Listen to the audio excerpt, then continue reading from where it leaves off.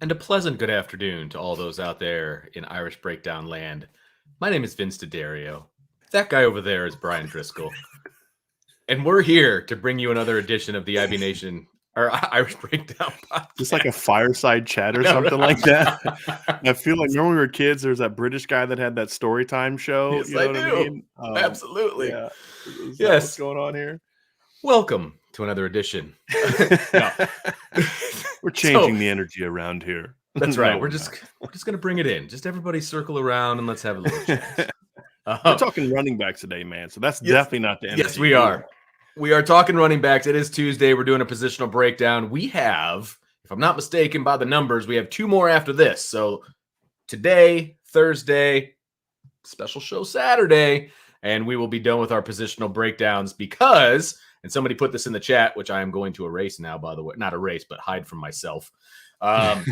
Somebody asked in the chat when training camp starts. He says it's about a week. Yes, it is a week and a day away. Yes, man. And yes, man. It's a week from tomorrow.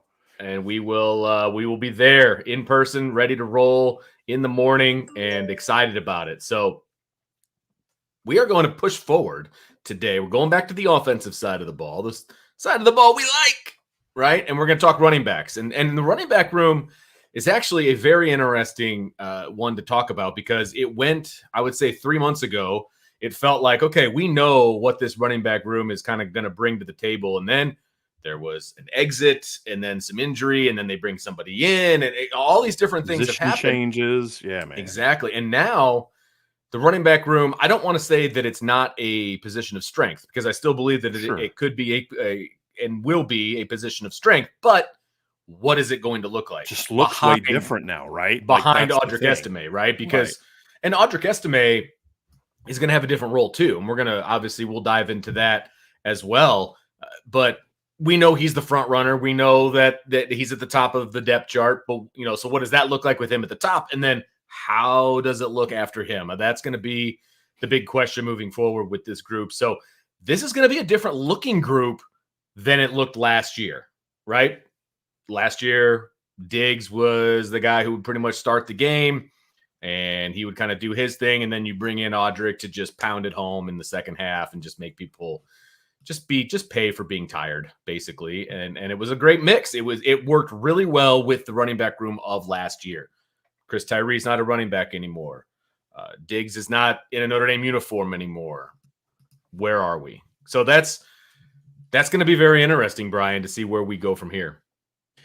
It is, Vince. And as you mentioned, look, there's a lot of talent here, but there's a lot of unprovenness here. Even with Audric Estime, like for all the production he had last year and how well he played last year, he played great within a rotation. Yes. A 1A, 1B type he of knew scenario. His role. Can he play? Can he be the guy? Because here's what Audric never really did last year that Logan Diggs did do last year, which is be the guy for 4 quarters. Logan had to be that because Audric got benched against UNLV when he was having the fumbling issues. Now, to Audric's credit, he came back from that like a man possessed, and that's what you want to see, right? Like guys are going to have mistakes. Guys are going to go through periods where they turn the ball over. They have rough stretches. Sam Hartman had a little bit of that last year against for Wake Forest, and he's a very veteran player. And he went to back-to-back games where he threw 3 picks. So what does he do coming out of that? He goes for over 320 the next 3 games and throws 11 touchdowns and 2 picks the next 3 games, right? You bounce back, right? That's what guys do. And to Audric's credit last year, when he did get benched in the UNLV game and Logan took over, he came back that next week and had one of the best games of his career against Syracuse. And the staff showed great confidence in him by giving him the rock. That happened to be also the only time in his career he's carried the ball 20 times or more in a game. And he showed a little bit of that bell cow mentality. Can he do that for an entire season? Can he stay fresh for an entire season? That's a question that we are going to have. Yeah. And that he has to answer. I think he can, but he's got to show it. Right. And so even he has something to prove. The entire depth has something to prove. But I'll say this, Vince, 2 things. 1, I know that you and I agree on this. Running back is never a position I care a lot about experience. It's just one of those positions, whether it's the high school level, the college level, the NFL level, if you can play, you can play. Right. It's more about natural ability than any other position. Now, there's a lot of technique involved, and I don't want to ever take anything away from coaches because we've raved and praise Dylan McCullough for the job he does as a position coach. I thought Lance Taylor also did a very good job. Tony Alford was an excellent coach. There's value to being a very good position coach here. But the lesson I've said this before on this show, the thing I was taught my first year coaching running backs, I'd never coached running backs before, never played running back, is look, there's a lot of footwork out of the stance, the proper depth, proper aiming points and all that stuff. But once they get the football, let them go. Just leave them alone. Like, let them go play. And that's unique to a lot of other positions. So I don't care about experience, number one. And number two, even though there's a lot of questions, this is as deep and as loaded of a running back room that Notre Dame has had in a very long time. You have to go back to me, probably 2018, 2017, actually, when you had Josh Adams, you had Dexter Williams, you had Tony Jones Jr. You'd have to go back to that room. Sure. And I would argue this one's even deeper because number 4 that year was Deion McIntosh, and I don't think there was a number 5. This year, number 4 and 5 are going to be some combination of Jabron Payne, Jeremiah Love, Jadarian Price, or Devin Ford. Sure. You know what I mean? And so the talent is there. It's just about answering the questions of, can they put it together on a consistent basis in all phases of the game? I think they will, but it is something that they have to prove. But I'm very excited about this position, Vince. There's no doubt about that. Yeah, I am too. And I am extremely excited about the depth. And that includes bringing in Devin Ford from Penn State, right? And, what that's going to look like and how he can, I'll say it, revitalize his career by transferring from Penn State to Notre Dame. Can he step up, be that number 2 guy? Is he just a depth piece? Is he a legit number 2? Like, that's a question, right? That we don't know going in. And then, you've got the Jadarian Prices, the Jabron Paynes, what are you going to get out of Jeremiah Love as a true freshman? Like, there's just a lot of questions, but by the way, Vince, I'm going to hopefully have an intel piece on the offense out tonight. You got 2 defensive ones out. Yeah, I got a couple sources that I've talked to about offense. I'm just waiting to hear from a couple more, but let's just say the stuff that I've heard about Jeremiah Love so far. There's a lot of J's in that running back room, by the way. Jeremiah Love, Jadarian Price, just sounds, even Jabron Payne. Yeah, right. It wouldn't shock me if like Audric Estimate's middle name is like Jonathan, something like that. Right. But yeah, it's some good stuff, right? There's a lot of excitement about what he brings to the table. So we'll have that, but you can only get that if you're a premium message board subscriber, by the way. But the point being, Vince, like you said, is there's a lot of talent there, but we just got to see who's going to step up, right? Exactly. And that's going to be the question. And that's what fall is for. Can a couple of these guys build on what they did in the spring? Because I think that I think the running backs did a good job. There was limited bodies, so there was limited opportunities, obviously, for some of these guys in the spring. But at the same time, I feel like the guys that were there and had an opportunity to take advantage of those reps took advantage of those reps, right?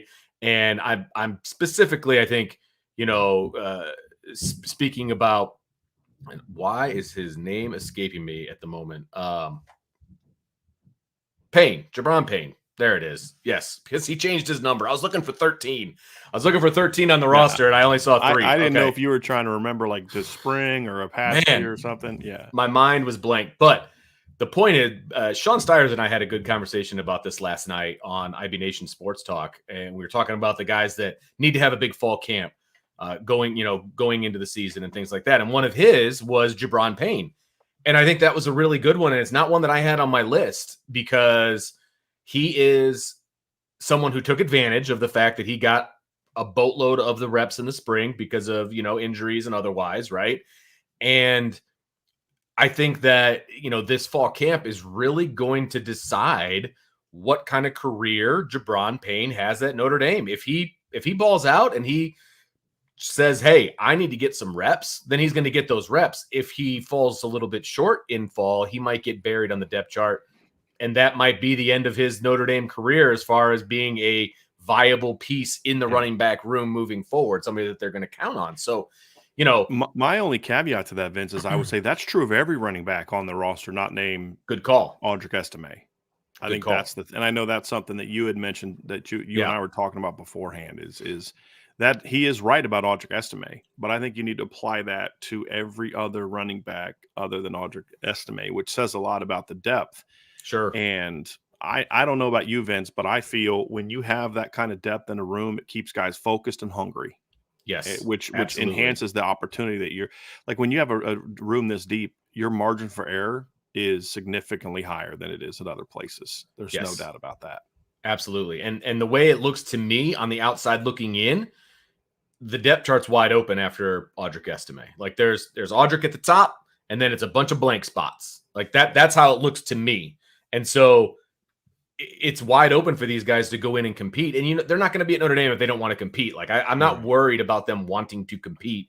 It's what is that going to look like? Is Jadarian healthy 100%? Like he's coming off a nasty injury, which from all accounts, not him specifically, but that kind of an injury sometimes can take a year to really get back your explosiveness and things of that nature. I'm not saying that's the case with him, but that's what I've heard about other guys who have had that injury. So, because we don't know, right? We don't know, and we're going to see that with our own two eyes as well. So when you look at the room, Vince, yeah, it's not just about production, right? It's about the quality of the production. And so when we look at the running back room, what is success going to look like in 2023? I think that's something I want to focus on before we dive into the individual players. Love it. I think one aspect of what I want to see from this room, it's not so much yards. It's not total carries. How do you split up X number of carries? It's what's the effectiveness of the room when they are getting the football. I think carries are going to be a little bit there's going to be fewer carries to go around this season. Notre Dame had 532 touches last season with their running backs. That's 80 more than they had in 2021. That's even more than they had in 2020, although in 2020 they averaged more per game because they played one less game. They had 473 in 2019, 536 in 2018. So you're looking at these 560 in 2017, right? So what were all those years that we talked about? They were years where they were a very heavy running football team, and years they had quarterbacks that ran the ball a lot in a lot of those years. Well, you're not going to have the quarterback run necessarily as much as they have in the past. You're also running an offense that's going to be more RPO oriented than we've seen in the past. So I think getting to that 530 to 550 mark we've seen in other years is going to be hard to do, on top of the fact that the new rule changes could potentially take away 8 to 10 plays a game per team. Sure. We'll see how that is. So what does that mean? Okay, that means I need to see a unit that takes more advantage of the opportunities they get. That means a unit that's more efficient in what they do in the run game. Last year, obviously, Audric Estime was at 5.9 yards per carry. That's a pretty good number. It's not an elite number. That's actually less than what Tony Jones was in 2019. It was less than obviously what Dexter Williams was in 2018, who was at 6.3. It's a full yard plus less than what Josh Adams was in 2017 at 6.94. And it's what Josh Adams was in 2016. Josh Adams was at 6.72. CJ Prosise was at 6.55 in 2015.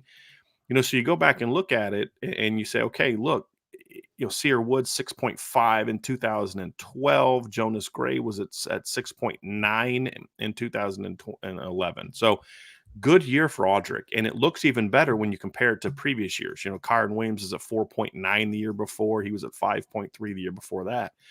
I want to see Audric be even more efficient as a runner. Part of that's on the offensive line. Part of that's on other things. But his jump isn't that much. If he's like up to 6'2", 6'3", even if he stays where he is, he's good. He's still good. But I want to see him, kind of get over that 6 yards per carry mark. But it's what does it look like behind him? And that's something last year. Like as Logan Diggs, as good as he was 4.98 yards per carry. Chris Tyree was 4.4 yards per carry. And Jabron Payne only carried the ball twice for 2.5 yards per carry. The quarterbacks were less than 3 yards a carry. So the efficiency of the run game last year wasn't as good. Now, why was that? Was it an issue with the running game? Well, part of it was the production in the first few games was lower, right? If you look at Audric Estime and Logan Diggs and their yards per carry averages in the first few games as the offensive line was kind of getting on the same page, it was lower. Sure. So Audric, for example, in the first 3 games of the year, averaged 2.3, 3.3, and 4.2 yards per carry. And so you look at what he was the rest of the year, and he was a much different back, right? He was a much more efficient back, and the same story is true for Logan Diggs, who in the first few games of the year he didn't play. Remember game 3, but he 4 carries for 9 yards against Ohio State, 7 carries for 7 yards against Marshall. Now he wasn't as good after that as Audric was. He had 1, 2, 3, 4, 5, 6 games of over 5 yards a carry, but he still had 4 games of under 5 yards a carry and 1 game at 5 yards a carry. So you want to see a little bit more efficiency from the running backs this year, some more big plays from the running backs this year. I don't think that the lack of big plays last year was as much on the backs as it was just the way that the system worked. I mean, they were tight boxes, that defenses were condensed. I mean, they're running into you make walls the first guy miss and there's somebody right there, to take you. It just was, you didn't have the perimeter protection. So this isn't necessarily a back thing. The point, however, is you're going to have more of that this year. Right. You have now Chris Tyree out on the perimeter where he's going to be able to use his speed. That's going to have to force defenses to stretch out. You do have receivers that are stepping up. There is an offensive system now in place, Vince, with Jared Parker that is going to be more oriented on let's get to the ball at the perimeter. Let's throw the ball outside. It wasn't that way last year because of the personnel. This isn't a criticism of Tommy Rees. It's just you didn't have Sam Hartman, a quarterback last year. Tobias was a freshman, not a sophomore. Jaden Thomas hadn't really broken out for most of the year. He kind of came on later. So there's a lot of reasons why. And your best player was your tight end, who was a guy that was going to do most of his damage, short and intermediate and over the middle of the field. So when you look at it, it's understandable why the yards per attempt were there. But Audric was a 5.9, right? So you need to see the rest of it elevated. That's something that I want to see. I want to see them be more productive in the pass game this year from a reception standpoint. That's not on the backs. It's more, I want to see them used that way. When you have, I mean, you and I would sit there at home games, Vince, and I forget, Marshall game or maybe it's UNLV, not UNLV. It would have been maybe later in the year. There's a couple times where you and I would look at each other. If he takes that check down to the running back, there's nobody within 30 yards of him. Easy throw. It happened against Navy in a game. I mean, and then he does it against USC, and Audric's running for 20 yards before anybody comes close to him. I remember that very well because we were doing the live stream, and we're just like, finally you hit just the check. And that is where I will say at times Captain Checkdown was okay because he would do that and things were there, right? For those that don't know who we're referring to, that would be in book. That's right. That was the nickname I gave him in practice when we did practice. He'd like 8 passes in a row. He's just check down. Check down. What are you doing? But so there's a happy medium in there somewhere is basically the point that I'm making, right? And you have to be able to identify those things. You have to be able to go through your reads and realize I've got my running back right out here in the flat and there's nobody within 10 or 15 yards of him. That's the easier throw. Yeah, it's not the deep shot. It's not this. It's not that. But that throw is going to get me 15 or 20 yards and most likely a first down, depending on the situation. So at times you just got to move the sticks. Yeah. And I have confidence that a sixth-year guy with the experience that Sam Hartman has, that is going to be part of the offense. It has to. I mean, it has to be. It has to be.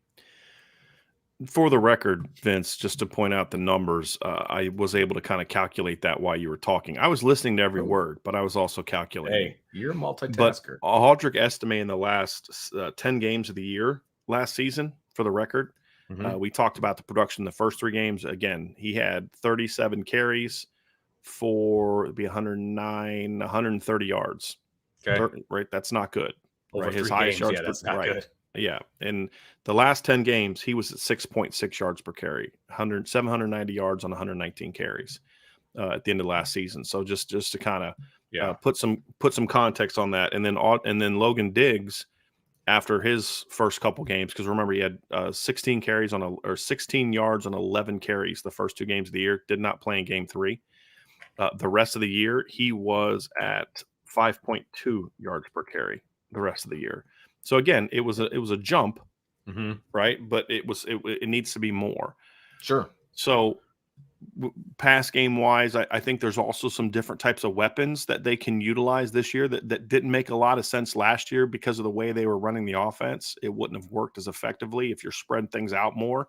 But early in the season, it worked. I mean, if you think of the angle route to Audric early in the year that went for a big gain, Chris Tyree was making plays. I mean, so it's not that they shouldn't have done it. It's just once they went to the let's go 12 all game, once Mitchell Evans came back, and this isn't a criticism of Mitchell Evans, this is a coaching decision. I mean, Mitchell's going to do what he needs to do. But, once they went to like, we're going to run 12 and 13 all day and we're going to shorten. I mean, early in the year when they were spreading things around and Chris Tyree was being used in the run game and they were doing things. Remember that one play where they swung Chris Tyree, I think it was Cal. They swung Chris Tyree to the right and then came with like just an angle route. I call it an arrow because it looks like an arrow. Some people call it an angle route, but an angle route, right?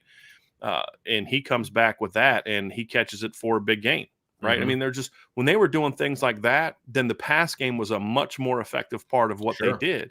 You look at obviously what Chris Tyree brought to the table last year, early in the season in the pass game. He had 12 catches after the first 4 games and then only had 12 the next 9. Yeah, exactly. Right. I mean, they removed him from the offense for some reason. Right. And then you look at Audric Estime, he had 3 catches for 43 yards against Cal, and it was really worked. And he didn't really catch the ball again. He only had 2 catches for the next 6. He actually only had 3 catches in the next 9 games. And then he finally caught 8 games and then caught 3 in the last few games. Right. And then same thing with Audric Estime or Logan Diggs. Logan Diggs has 3 catches for 65 yards against North Carolina. Remember, he had that one little quick wheel up the sideline. Then they had the throwback where they rolled right, and he ran a wheel and Pine hit him backside. He caught 1 pass from that game, North Carolina, on September 24th to the BC game on November 19th. He caught 1 pass. 1 pass. And then, of course, late in the year, the offense gets better. He has a 28-yard gain against BC. He has 3 catches for 32 yards against South Carolina. And he has 2 for 81 he had 3 for 32 against USC and then 2 for 81 against South Carolina. The point being, you had weapons that you could use in the pass game last year. And I would argue this year you have even more pass game weapons in the backfield because you can still do what you're doing. And Audric can catch the occasional wheel, but it's more check down, swings, arrows, stuff like that. But with Jadarian Price, you can use him in the same ways you used Logan Diggs in the pass game last year.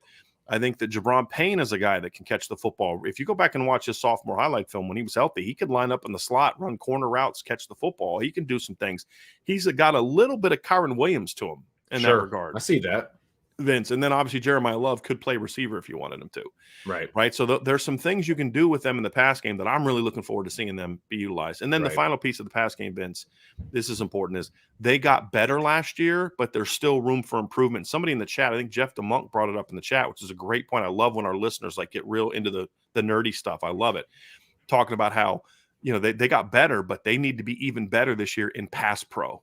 They need to be more aggressive, stepping up and taking on blocks. Because even last year when they would pick up a block, sometimes they would pick it up too far back and get pushed back into. Right, and then the quarterback still can't step into it. So being even more aggressive, meeting contact, go meet the contact. That's something that you always teach as a running backs coach. At least I did.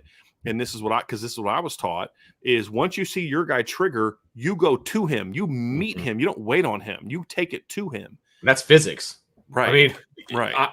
Because it's physics, but it's also as a quarterback. Oh, sure. I want you engaging that guy 2-3 yards further away from me than you are. Right. So you never want to. The physics part is it's going to be more effective. Right. You never want to catch a block. Correct. Ever. That's the physics part. Right. The practical part too is I need you to be further away from me. Right. As the quarterback. So those are all parts of events that I want to see. So at the end of the day, what are the numbers going to look like? I don't know what the numbers are going to look like, but here's what I want to see. I want to see much higher yards per carry. I want to see this running back room be closer to 6 as a whole than last year where it was closer to 5. If you look at the unit as a whole, that's what I want to see this season. I want to see a unit that is far more efficient and explosive. Part of that's going to be how they're used. But then the other part of it is being disciplined, being efficient runners. What is efficiency is not just yards, Vince, but it's also, stay on your tracks. And that's something I thought Dylan McCullough did a really good job with last year. Those guys really stayed on their tracks. There wasn't a lot of wasted motion. They stayed on those tracks, make good reads.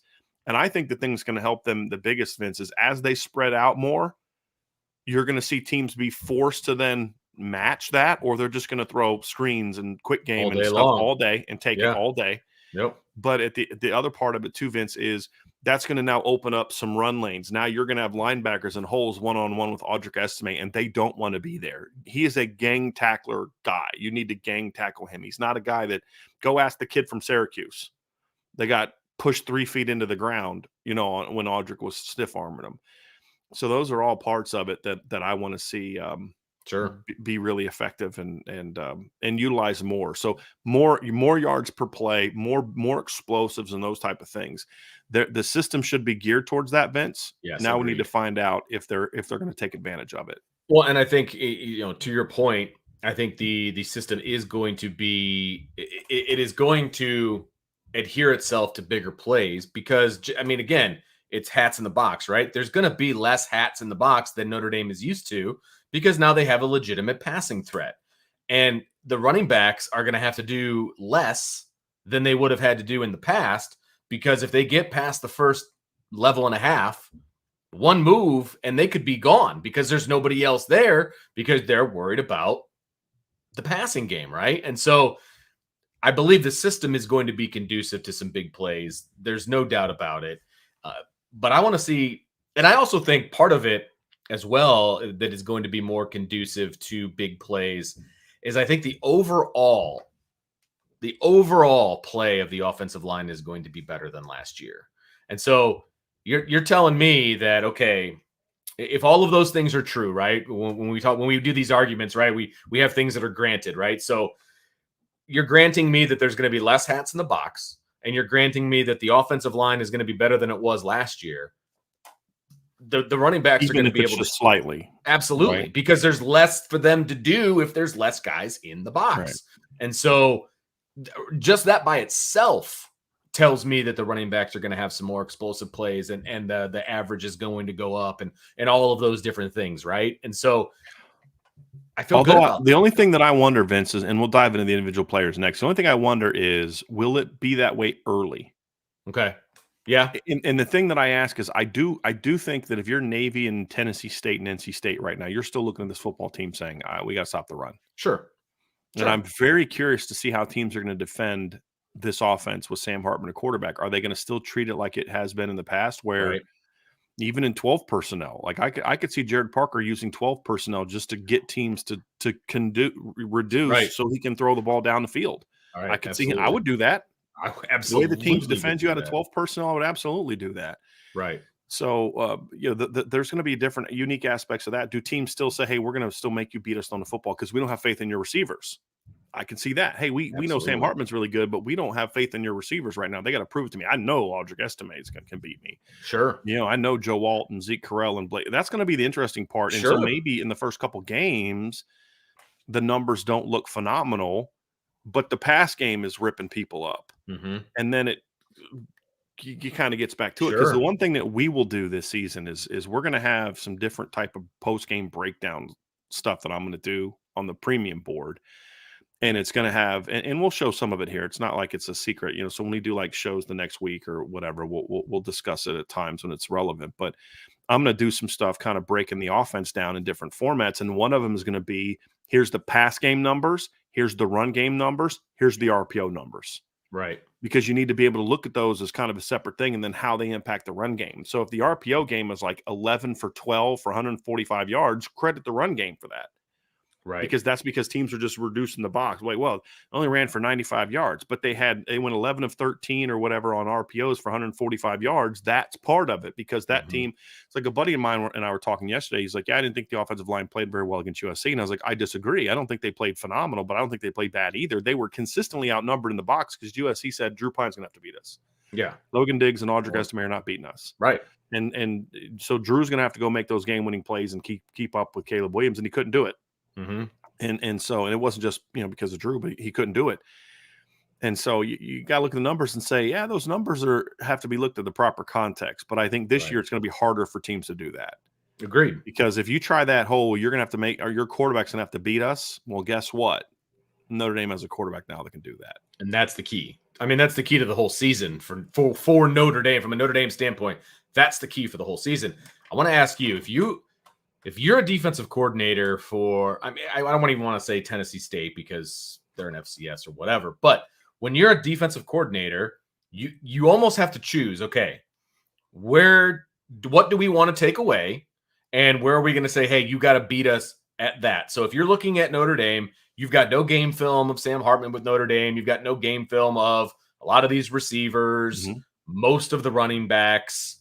What are you going to take away? It's very simple. What's your game plan? I'm taking the 2 tackles and I'm saying everything inside of that we have to slow down, which means we have to stop the run. We have to pressure Sam Hartman.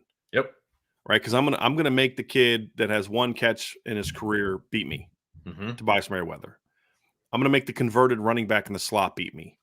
Yeah, Jane Thomas had a nice year last year, but he's not Audric Estime. I'm gonna make him beat me. I'm gonna make Deion Colsey, who's got 13 catches. I'm gonna make him beat me. Oh, gee, you got the true freshman on the field, Jaden Greathouse or Rico Flores or Matt Salerno. I'm gonna make them beat me. Right. Number 10's not beating me. Number 7's not beating me.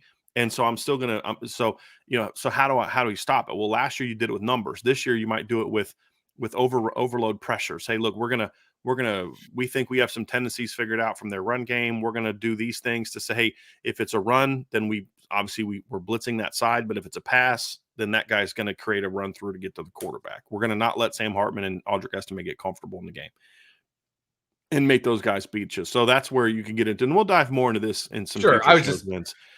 But the thing is, that's where the pass game part of the running back situation could be there as well. Right. And that's something that I want to see. Let's dive into some of the individual looks of guys, what some of the expectations we have for these guys this season are. So obviously, let's start at the top of the depth chart. Audric Estime, he is really the only known factor that Notre Dame has coming back for the 23 season as far as what he can do from beginning to the end of the season. The big question mark for me with him is, can he be that A back? Can he be the guy that starts and finishes the game? And what does that look like in between? For 12 weeks, right? Exactly. Can he stay healthy? Can he stay consistent holding on to the football? Fresh? That's probably the word I would. Nobody's healthy for 13, 14 Yeah, I mean, and some of the health, I mean, is one of those things where sometimes you can't control that, right? Correct. Like, agreed. Get your ankle rolled up on. You could do that if you only have 5 carries a game. I think it's the fresh part is where I think you mean by that, and that's kind of that's kind of where I'm at. Is, can he stay fresh? Can he keep that twitch? Can he keep that ability to make people miss, or does he get real slow as he gets more wear and tear? Well, that's an answer we don't know yet. His role last year was he was basically the closer. I mean, yes, he came in the first half at times and he did different things, but he was Notre Dame's closer in the run game. Yeah. So he's going to have a different role this year, right? Can he excel in the new role? I think that's still. Do I think yes? Yeah, of course I think yes, but it's still a question mark because we haven't seen it yet. I haven't seen Audric Estime go beginning to end, right? And then guys coming in to give him a breather and all of those different things. So can he excel in his new role? I think that's the biggest question mark moving forward for Audric. Yeah, it's just going to be about the consistency part, right, Vince? I mean, that's going to be the key is build on what you did last year. He seems to be pretty hungry. I think he feels like he has a lot to prove still. I think Audric just strikes me as the kind of kid that's always going to kind of feel that way. Yeah. If he goes out and rushes for 1,500 yards and he's the number 2 running back in the country, he's going to be pissed that he wasn't ranked number 1 and feel like he has something to prove, right? That just seems like the kind of kid that he is, which is kind of good. I like that. That's not a criticism at all. Love that. There were stretches last year where he was a guy that got more carries. We saw that from Cal to BYU. He was 18, 17, and 14. That's kind of about where you're going to want him to be on a weekly basis, is that 15 to 18 range, occasionally getting 20. What helped is he only had 8 against, as far as keeping him fresh, only had 8 against Stanford, partly because of the way the game was going, but then also partly because he had a fumble, obviously late in the game that was big, but they didn't run the ball as much that game, which was kind of weird. Neither one of the starting running backs had 10 carries in that game. Just one of the really weird stat lines from that game. Just was odd. But anyway, then he goes 3 against UNLV, gets benched, but then he comes back, goes 20 and 18 the next 2 weeks. Only has 8 against Navy, but he did have the big catch for the touchdown. He has 11 against BC because it's a blowout. Only 6 against USC, which I still view as a mistake. And then 14 against South Carolina. Part of the reason he was at 14 against South Carolina because he was at 6.8 per carry. Right. You know what I mean? Just keep feeding them. Right. Yeah. So, it's can you carry that load? And the good news is well, it's not the good news. There's potential. that he doesn't get 15 to 18 to 20 carries the first 5 games every week. That's going to be important. First 4 games every week. That's why it's very imperative that they do things against Tennessee State and Navy to a degree in Central Michigan, where you are maybe relying on your depth a little bit more. So that way, I mean, if you can't beat Central Michigan with Audric only getting 10 carries, you've got problems. Agreed. Right? If you can't beat Tennessee State with Audric only getting 10 carries, then you've got problems, right? Yeah, that's all the above for the first 3 games of the season. I mean, he should be about as fresh as you can possibly be games going into first 2 games. Because there's the NC NC State game State. is number 3. I'm sorry. I know you keep forgetting that, right? Yeah. So 1, 2, and 4. I got the yeah, right. For some reason I was thinking Ohio State was number 4. So 1, 2, 4, and you got NC State at number 3. Gotcha. Yeah. So yeah, I mean, if he should be about as fresh as possible going into the Ohio State game week 5. Right. Now, you got to hang one on him in the NC State game to win that game, then absolutely, of course, you do that. But that's also going to be our first glimpse as to what this rotation kind of looks like in games that matter. All the games matter. I don't want to get anybody upset, but first game on the road, big road atmosphere, all of those different things. What does that rotation look like in that game? I think that's going to give us a sneak peek into what the rest of the year is going to look like, barring something crazy. So Audric here, we know what we need to see from Audric. Right. Agreed. Just build on what you did last year and do it at a higher volume. That's really what it comes down to. Because I think some of the stuff that he's going to do with a jump in production is going to have to do with what's around him, not so much him doing something different. I thought he's a pretty efficient runner last year. Yeah. Again, 6.6 yards per carry in the last 10 games. Right. That's who Audric Estime is. Mm-hmm. And so I'm looking forward to seeing that. Then it's, as you said, Vince, what's next? Yes. So let's start with the newcomer in the group, because I think this is the one. While we're playing this, Vince, I am gonna, or while we're talking about this, I do want to play a video of just some of his Penn State highlights. This is courtesy of Nittany Nation. This is a highlight they put together. So I'm just gonna play this kind of while we're talking, so people can just get a little bit of it. For those who aren't as familiar with Devin, can just get a little bit of a glimpse of just it's a couple minutes long of some of the stuff he did at Penn State. But please continue. No, this is perfect, because the next words out of my mouth were going to be, this is the guy that I'm most unfamiliar with that is in the running back room, because he's the new addition, right? And he's the guy that's coming in from Penn State, and he transferred for a reason. It's a Virginia kid. What is he going to bring to the table? Obviously, looking at that, some speed, for sure. But what does he bring to the table at Notre Dame, and can he kind of, revitalize his career in in a Notre Dame uniform? Can he? I think that was actually from the first game of his career. Okay. If I remember correctly, he had like a 100-yard gain the first game of his career. Look, he was a kid that went to Penn State as a top 100 back. Mm-hmm. I liked him out of high school. I thought that he's more quick and smooth than he is fast, right? Like that one run was pretty good, but he's more of that. He's more of that jump cut. Yeah. One cut, bounce it, one cut back, this stuff right there, right? Good tough runner, a good vision, veteran presence. So he only played 4 games last year, and I wasn't sure, was he injured? Come to find out, he just chose to take a red shirt because he was a little further down on the depth chart. And he's a good quality back. He's great insurance, right? But also he's at the very least, he's great insurance, I should say. At best, he's got a chance to legitimately step into that number 2 role and fill that, or possibly the Chris Tyree role, where you're that number 3 guy that maybe doesn't get as many carries, but you can do things like that. That's against Indiana. That's against a Big Ten opponent. That good patience, get that bounce, get it outside. He can catch the ball out of the backfield. He's a guy that can do. He could be to this offense what Chris Tyree was last year, meaning because his skill set is better suited to do what they asked Chris Tyree to do last year. Does that make sense? Yeah. Mm-hmm. So, because he's not like the home run threat, I'm not asking them to do with him what we would have asked them, but how they used Chris Tyree last year is exactly how they can use Devin Ford, in my opinion, in some of those different areas. And so that's what I could see him being. I could see him being sort of that number 2 guy that gives you quality carries. You know what to expect. He's a guy that can run the zone stuff effectively. He can be a good counter guy. He can get in the space and catch the football. Is he going to be a dynamic player? No. Is he a guy that if he played a whole season behind this offensive line could run for 1,000 yards? Yeah. Would it be like, holy moly, an All-American 1,000 yards? No, but he's a good football player. And somebody just mentioned, like Darius Walker. He that's a decent comp. He's a little faster than Darius, but that's a good comp. Where Darius would have games, Vince, if you remember him at Notre Dame, and you're just I like, remember. he was all right. Mm-hmm. And then you look at the stats, you're like 23 carries for 122 yards, 5 catches for 40 yards, and you're just like, okay, wow, he it didn't really stand out. I mean, I saw Brady and Samardzija and Stovall and Fasano were all making plays, and then Darius just kind of quietly goes and handles his business. Sure. Right. And that's, I'm not saying that as an insult. I'm saying like, that's like, right. Okay, you need guys like that. You need those dirty work guys. And that's how Darius was. And so I could see Devin Ford being like that. Right. He was never the top 100 back that they made him out to be. But I also think he's got more skill than he had at Penn State because he had some injuries early in his career that caused him to fall behind other guys.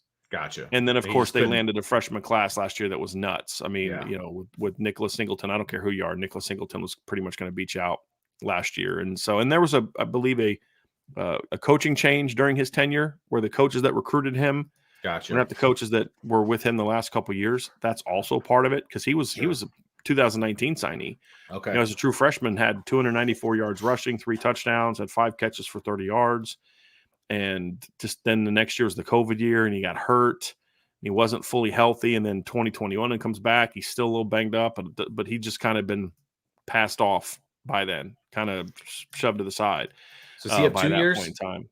He does. Yeah, okay. But I don't know that he''ll take them both, but yes, he does. Meaning I don't know. I don't have a clue. Right. I don't know what his plans are. Right. But yes, he has multiple seasons of eligibility left because of the COVID stuff. Right. Because he did redshirt this past season. Right. And then you've got the COVID. That's what I thought. So. Okay. I just wanted to double check. He just got to stay healthy and adapt quickly because, again, let's just throw this out there for every back. So I have to repeat it every time.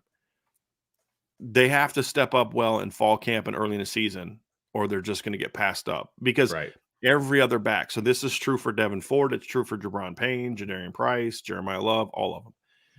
They have to perform well. And with Devin, the one thing he brings to the table right away is experience. He's been in college 4 years. This is now his 5th year in college. He's a guy that has played. He's a guy that has carried the football in some big games. Not a lot, but he's carried the football in some big games. He had 7 carries against Auburn last year. Not a big game, but a big big stage. You're against an SEC team. You're doing all those type of things. Had 8 carries as a sophomore against Ohio State. So he's a guy that's played in some of these moments, not a ton, but he's played in some of these moments. And now you're hoping that he can be a good rotational guy for you. Sure. And provide some veteran experience and leadership in the room as well. Absolutely. Let's talk about the 2 other returning guys that are in the room. You've got Jadarian Price, obviously coming off the injury, and you got Jabron Payne, who is coming off a pretty darn good spring for Jabron Payne. So where do we see these 2 guys and what their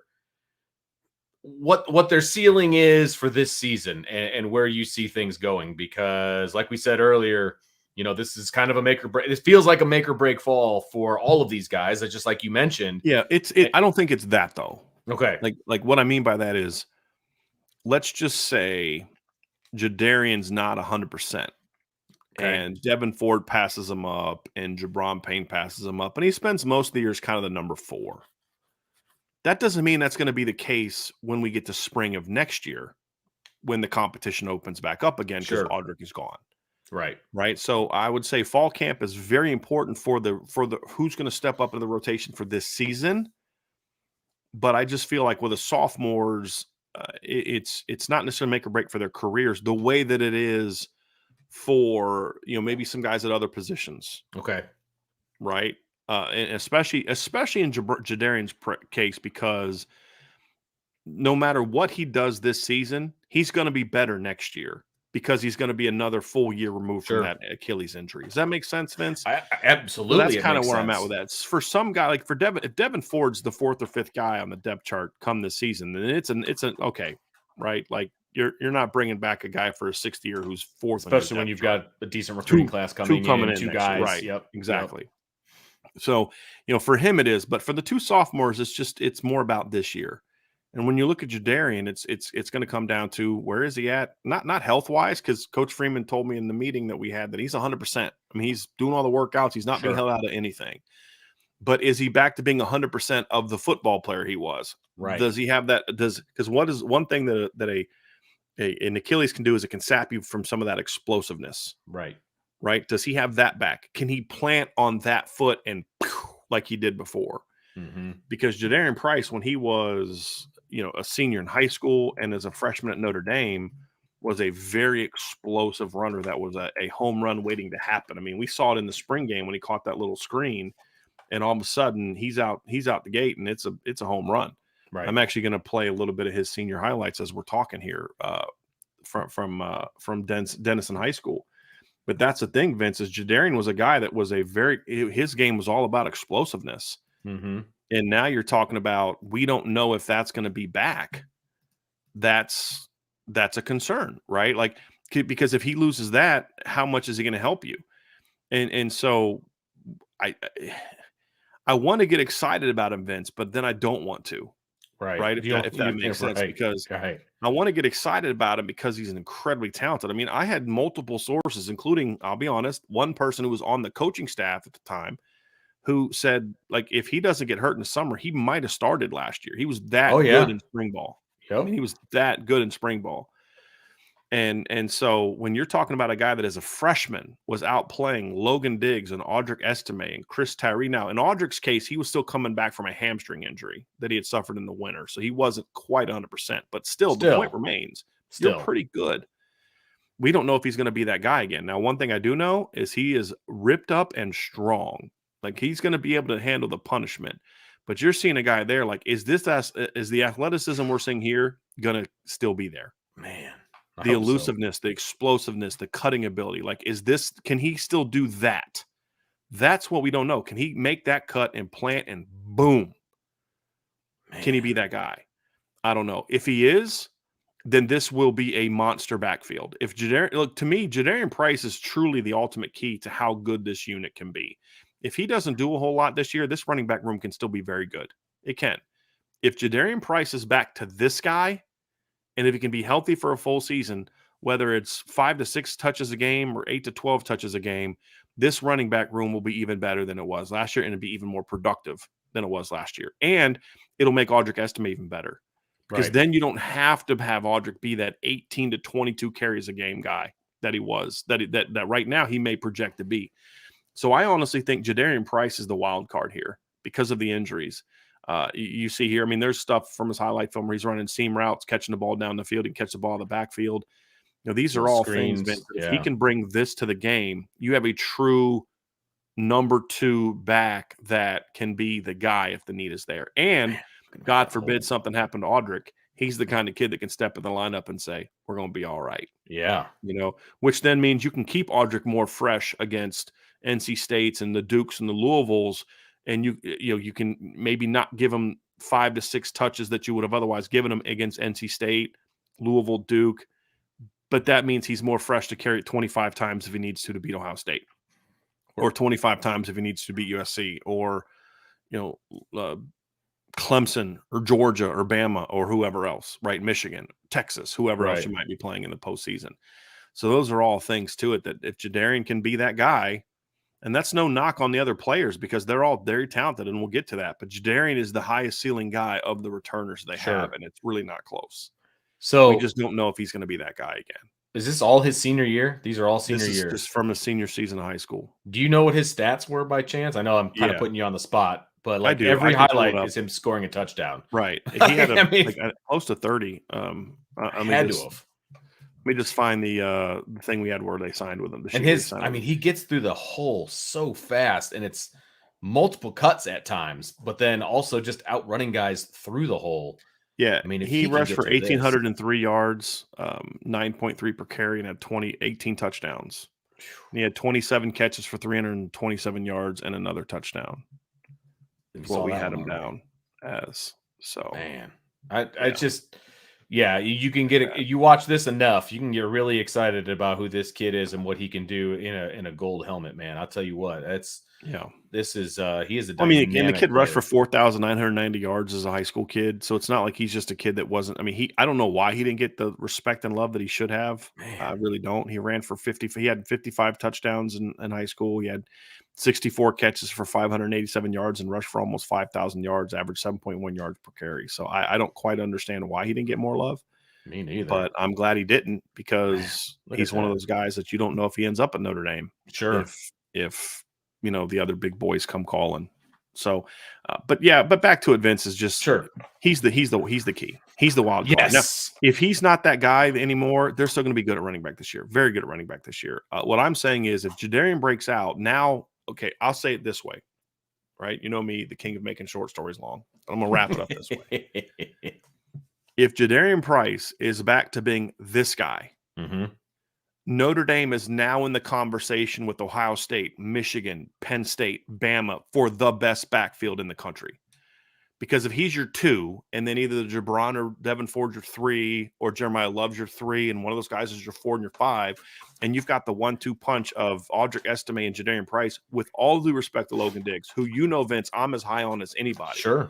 But if Jadarian Price is back to being full strength, this running back room will be even better than it was last year. Absolutely. Because Jadarian just has that extra gear. He has that extra I'm not saying necessarily speed. I'm just saying And he does have. I mean, he's right. explosive. Yeah, But he's got that elusiveness, that one step and go, and all of that. That just, yeah, you're right. The 1-2 punch is going to be pretty stinking good. right. So fingers crossed that 24 in blue, when we see him at practice, is going to be doing his thing, and he's just as explosive as he was in that film.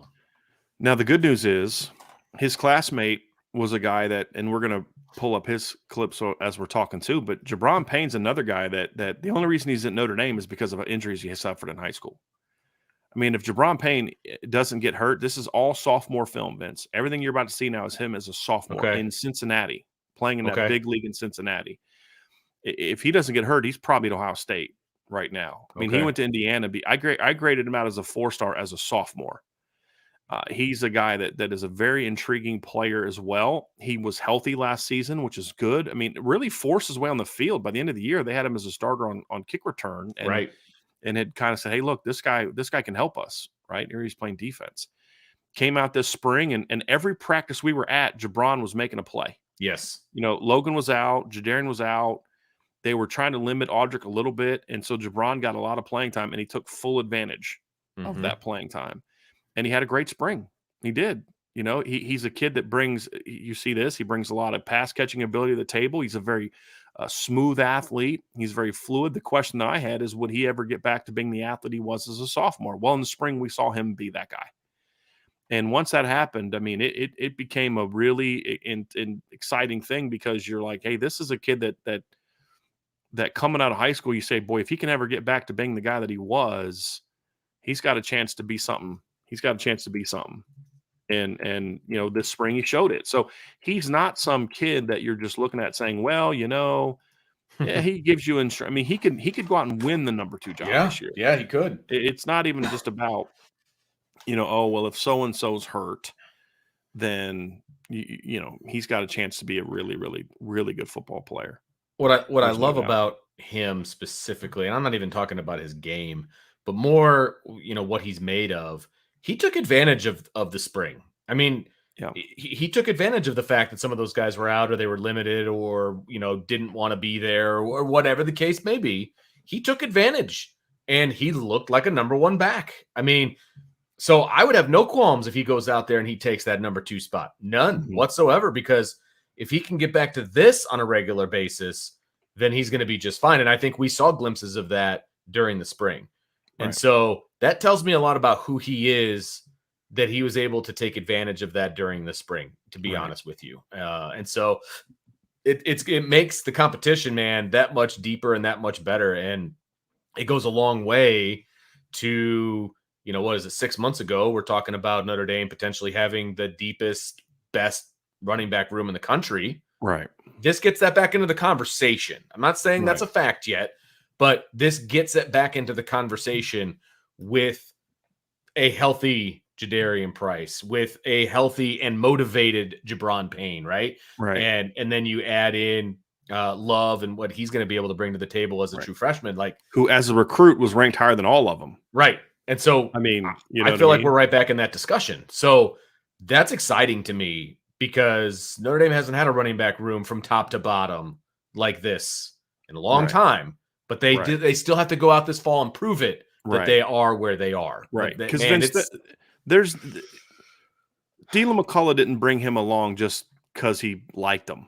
Sure. He's a good kid. Can't play, but he's a good kid. Let's bring him to Notre Dame. Right. He would have said, hey, man, stay at Indiana. You know what I mean? Like, go do your thing, man. That's your I'll be level. keeping an eye on you. Yeah. But the first thing Dylan McCullough wanted to do when he got hired is once Jabron hit the portal, I got to go get that dude. Right. And of course, there were some because the previous coaching staff had passed on him, passed on Jabron.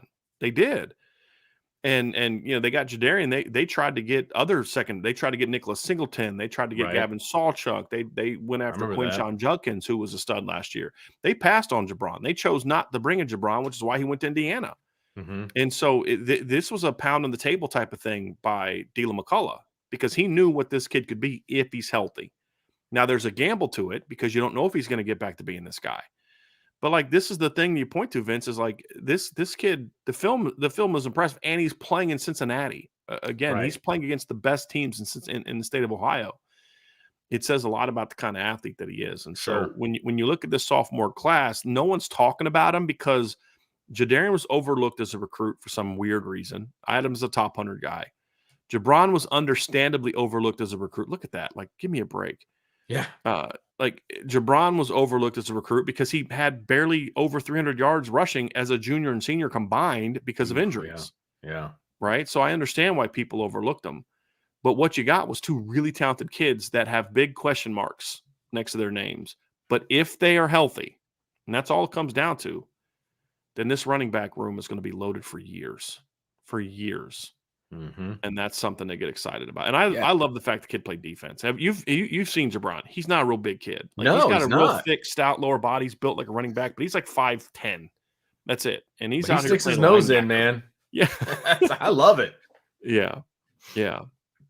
So just another guy that this is, people ask, why are you so excited about the running back room? There's a lot of unproven guys. Well, go back to my previous original statement. Number one, I don't care as much about experience at running back. If you have a good coach, running back experience means nothing to me. And you can check that off the list. Yes. Because the whole, if you have a good coach thing is answered with Notre Dame. Dylan McCullough is one of the best in the business. There's no doubt.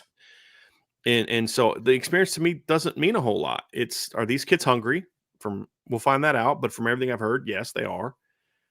But one of the things I'll have in the intel piece, just to give you a little sample, is I mentioned a source. I was like, so I imagine talking about Jeremiah Love, and after they got done raving about how good he looks, I was like, so does this mean he's gonna fly up the depth chart? And they're like, well, that doesn't necessarily mean that. I'm like, well, what do you mean? I'm like, you just got to tell me how this guy's a freak and all that. And they're like, yeah, but these other kids are pretty good too. And the first name that got mentioned was like, but Jabron Payne's not just going to take a back seat to anybody. Right. That's basically what was said to me.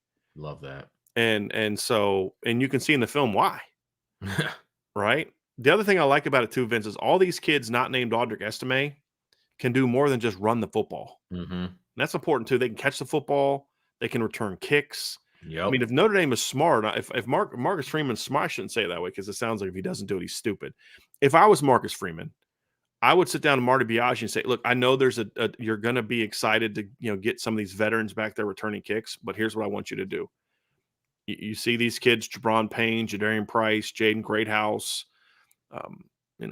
Micah Bell. Micah Bell was going to be Jabron Payne. These are your returners. This is where I want you to get your return game from. Get these guys in there some way, somehow, and let them go back there. I mean, so like for me, if this season starts and let's say that Jabron's the number 2 back or the number 3, he's in there and he's getting touches, what I would say is, okay, then Jaden Greathouse is my punt returner. And I'm going to say that Jadarian Price and Jeremiah Love are my 2 kick returners.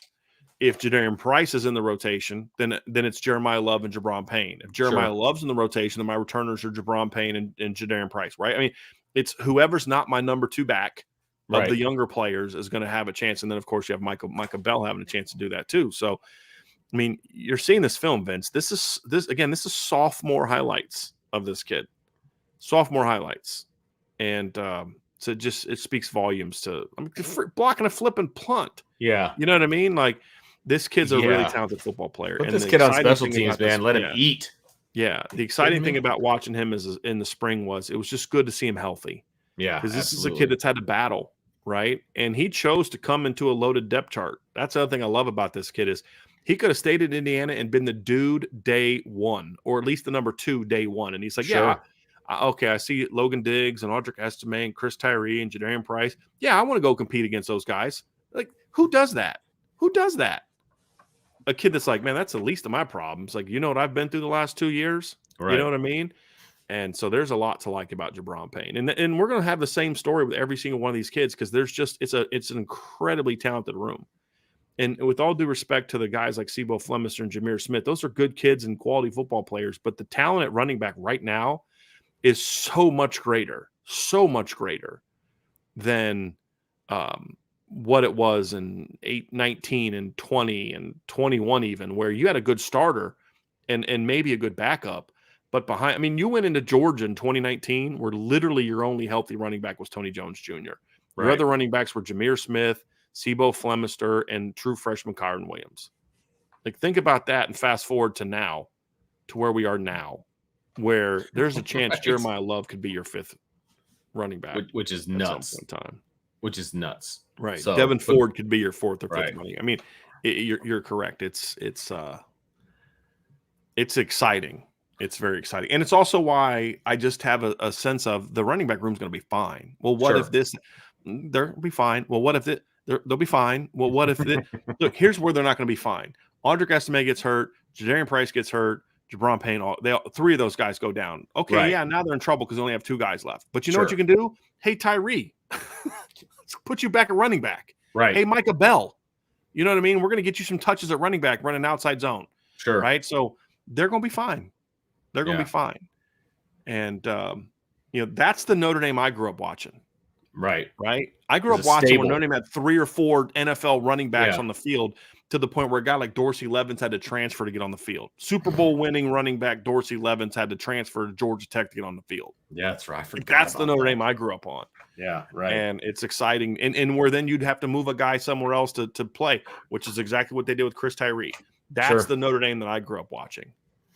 And it's exciting that they're getting back there. And then next year we're going to be having the same conversation with Keidron Sure. Young and Aeneas Williams in the conversation. So Right. it's a good time to be a fan if you're a running backs fan of Notre Dame. So we talked about those guys, and then the last guy, Vince, is Jeremiah Love. Yep. Right. I mean, incoming freshman, you said ranked higher than all of these guys coming in, and there's a chance he could be 5th on the depth chart. There's a chance he could be 2nd on the depth chart. Like, that is what Right. we're looking at from a wide open depth chart at running back, but it's wide open. It's not like it's wide open like some of the position battles I had when I was a coach, where it's like, I don't know who's going to play, and that's not a good thing. This is, I don't know who's going to play, and that's a great thing because Yeah. it doesn't matter who I plug in. Or more about, I don't know who I'm going to not play. Right. Exactly. Right. So How do I not play? I mean, the problem that Dylan McCullough and Jared Parker and Marty Biaggi and Marcus Freeman all have to come together to figure out is none of these kids should be on the bench. None of them. None of them should be not touching the football. And so how do you do that? How do you take advantage of that? How do you find the ways to get these kids a football as part of the offense and as part of the special teams? Mhm. That's the conversation that these coaches need to be having, because you can't justify, if these kids are healthy, with any of these guys not touching the football. I mean, they're all just too good at some point in time to say, hey, this guy's got to play. So we'll see how it plays out. But you're talking about Jeremiah Love. I mean, him and Jadarian Price are going to be in the conversation for who's the most explosive back on the field. And he, right, from a physical standpoint, just looking at him on tape, right? He's a big boy. And yet he gets his body moving in a quick way, both vertically and horizontally. Holy moly. Yeah, and he's filled out real well. I mean, I talked to somebody close to him before he arrived. He was over 190 pounds. showed up for camp, or he's showed up for camp that way, which is huge because he was running track all spring and had gotten into the 180s during track season, but quickly put the weight back on. He's strong. He's fitting in well. I have a real nice update on him, hopefully either tonight or tomorrow with the offensive intel piece. But this is a young kid that right. This is not okay, come learn for a year, sit on the bench and find your way kind of kid. This highlight's great because you know who that is chasing him right there? That's Christian Gray. This is the one we were talking about. Remember that one time where I was like, yeah, Jeremiah's like, okay, I'm about to score. He's just smoking everybody. He starts taking it slow. And then Christian Gray's like, you better turn them jets on the outside boy. there. I see him. But he covers up the ball with both hands and he gets to the goal line. Yeah. They're now teammates, so that's a good thing. That's great. But that's really a thing, Vince, that Marcus Freeman has added to the table. And it even really started to a degree before he became the head coach. When you look at that, the rising sophomore class with Jadarian Price and Tobias Merriweather, but even more so with the 23 class and now looking to the 24 classes, there's been a jump in speed and explosiveness on this football team. Mm-hmm. And you're talking about Drake Bowen and Jalen Sneed and Nolan Ziegler and Josh Burnham at linebacker, and then Drake Bowen and Jaden Alsbury and cornerback. I mean, when that kid right there that we just showed is your second fastest corner on your in your signing class by a lot, like it's not even close between him and number one, you've got some speed, right? And that's the big thing that Notre Dame has to keep doing more of, that they've done. And that's the thing about when you look at running back, Ryan or Vince, there's some juice. Yeah. And where it was more, Chris Tyree was that was it. That was the juice. That was Chris Tyree was the juice. Now it's like, I mean, you tell me Jabron Payne can't rip one off. We saw him in the spring game. He can rip one off. The one scrimmage we were at where he rips off a 50-plus yard run against the first-team defense. They got kids that can flat out make big plays. Yeah. They got kids that are legit 4-4 guys. And that's where you start getting fired up about. I mean, Devin Ford, Audric Estime is your slowest running back. Right? Devin Ford's probably next. That tells you what you need to know about what this group can be. Now they just got to go prove it. Yeah, that's the big thing. They got to now go prove it. But this is a fun race, man. Like, this isn't like, man, I hope one of these guys steps up. Like that's not my thought process. It's who. Yeah, exactly. It's who and when. Who and when. That's what and like you said, for Dylan McCullough, it's how do I keep these guys off the field? Great problem to have. That's also part of my confidence right there, Vince, is the name you just said. It's Dylan McCullough. I have more I have confidence that they're going to be fine because I know that they have a coach and get guys ready to play. We saw it last year. I mean, Audric Estime went into the last season with 7 career carries, and he got 6 of those 7 carries in one game. Right. It was I remember that. Against Georgia Tech, right? Who's this guy? Remember that? Like he because he was just ripping off yards against them. I mean, making just dudes miss. Ripping them off, and you're like, oh, okay, like where has this guy been? You know what I mean? Right. And it was a nice little precursor to what we were about to see in the 22 season for sure. And Logan Diggs entered last season with 230 career rushing yards, right, and 52 career carries, and they were fine, right? Mm-hmm. Again, we have evidence of it because you look at 2015, even without a great running backs coach. And Audrey Denson was an okay running backs coach. He was solid. He was just not a very good recruiter, but you lose your only experience back on the second carry of the game of the season season. So you have to put a converted wide receiver and 2 freshmen make up your depth chart. And guess what? They were just fine. Just fine. Kyron Williams goes into 2021 with what, like 4 career carries? Right, Kyron Williams as a freshman, 4 carries for 26 yards, goes out the next year, 211 for 1,125 yards, 13 touchdowns. It's just a position that I just don't care if you have experience or not. I don't. Agreed.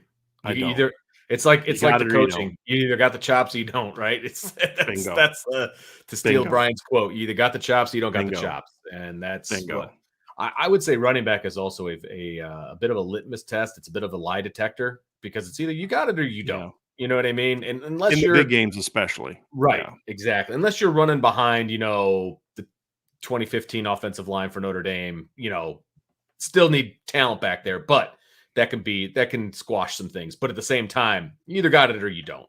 Right. And it's going to be fun to watch these guys and see what they've got. So I think we know where we're confident. Yeah, and with the questions, Vince, I think we kind of already covered those too, right? That's what I was It's going to say. Yep. do they stay healthy? Right, Sure. that's the big one. Who's healthy? Can they Hmm. stay healthy? Can Audric sort of be that guy from start to finish? Right. And just exactly how does the rotation shake out? I mean, Right. I don't have a lot of questions about whether they will or won't perform. And the only real big question is will they take the only thing that I'm concerned about with the youth is this. When Aldrich's not in the game, what's the pass pro going to look like? Sure. That's the challenge that I would have if I'm Dylan McCullough for Jabron and Jadarian is, hey, Devin Ford, same way. Hey, Devin, you want to know how the best way to get yourself onto the field? Show me you can block like a Right. monster. Show me that you're willing to go in there and knock people because then you can be my third down guy. That can be your role where you can catch the ball and block and carry the ball. I can trust you that way. Hey, Jadarian, you want to be a guy that getting on the field for me. Show me you can block too. Right. So that'll get you on the field more. So Could be an that would be, equalizer at some and that's point. that's the Sure. one thing that's not always about talent, Vince. Right. Yes. That's like agreed. blocking as a receiver. That's more about want to. Now there's some technique yeah. in it, and I would argue course. there's more technique into being a good pass blocker as a running back than a receiver. Okay. For receivers, just getting away. A running back has to have and angles are important, and I mean that's important for receivers to a degree. But like, hey, this guy's coming from here. I know where the quarterback is setting up. I got to engage him in this way with this arm. With this, I've got to step. There's technique involved. This guy that outweighs me because receivers oftentimes weigh as much or more than a DB, where running backs often weigh less than the linebacker that's blitzing at them. Sure. Oh, yeah. Right. So there's so much more leverage and technique. And it's not stalk blocking. It's going at them and attacking them. Sure. Those are different things there's a little bit more to that. And that's probably my only big question is what's the pass pro going to look like from the running back room after Audric this season? Sure. But again, that comes down to coaching. And do you have confidence that Dylan McCullough is going to get those guys able to do that? Yeah. But that's also where competition is big. Because Coach McCullough can say, hey, look, this guy's playing because he's doing all this other stuff for me. You want to play? Go do that. Okay, cool. All right. I need to know I step up this part of my game. I want to play more. Well, I'm not playing as much because they can't put me in on third down because right now, whenever I go in the game, everybody knows I'm getting the ball because I can't do anything else. Right. Right. Okay. Well, and with the way this room is, I don't see that being the case. I don't think they're going to put a guy on the field who everybody knows is going to get the ball because they can't do anything else. Like I just maybe early because Right. he can't do anything else, right? Like if you're going to put Jadarian Price in the game early in the season, it's to carry the football.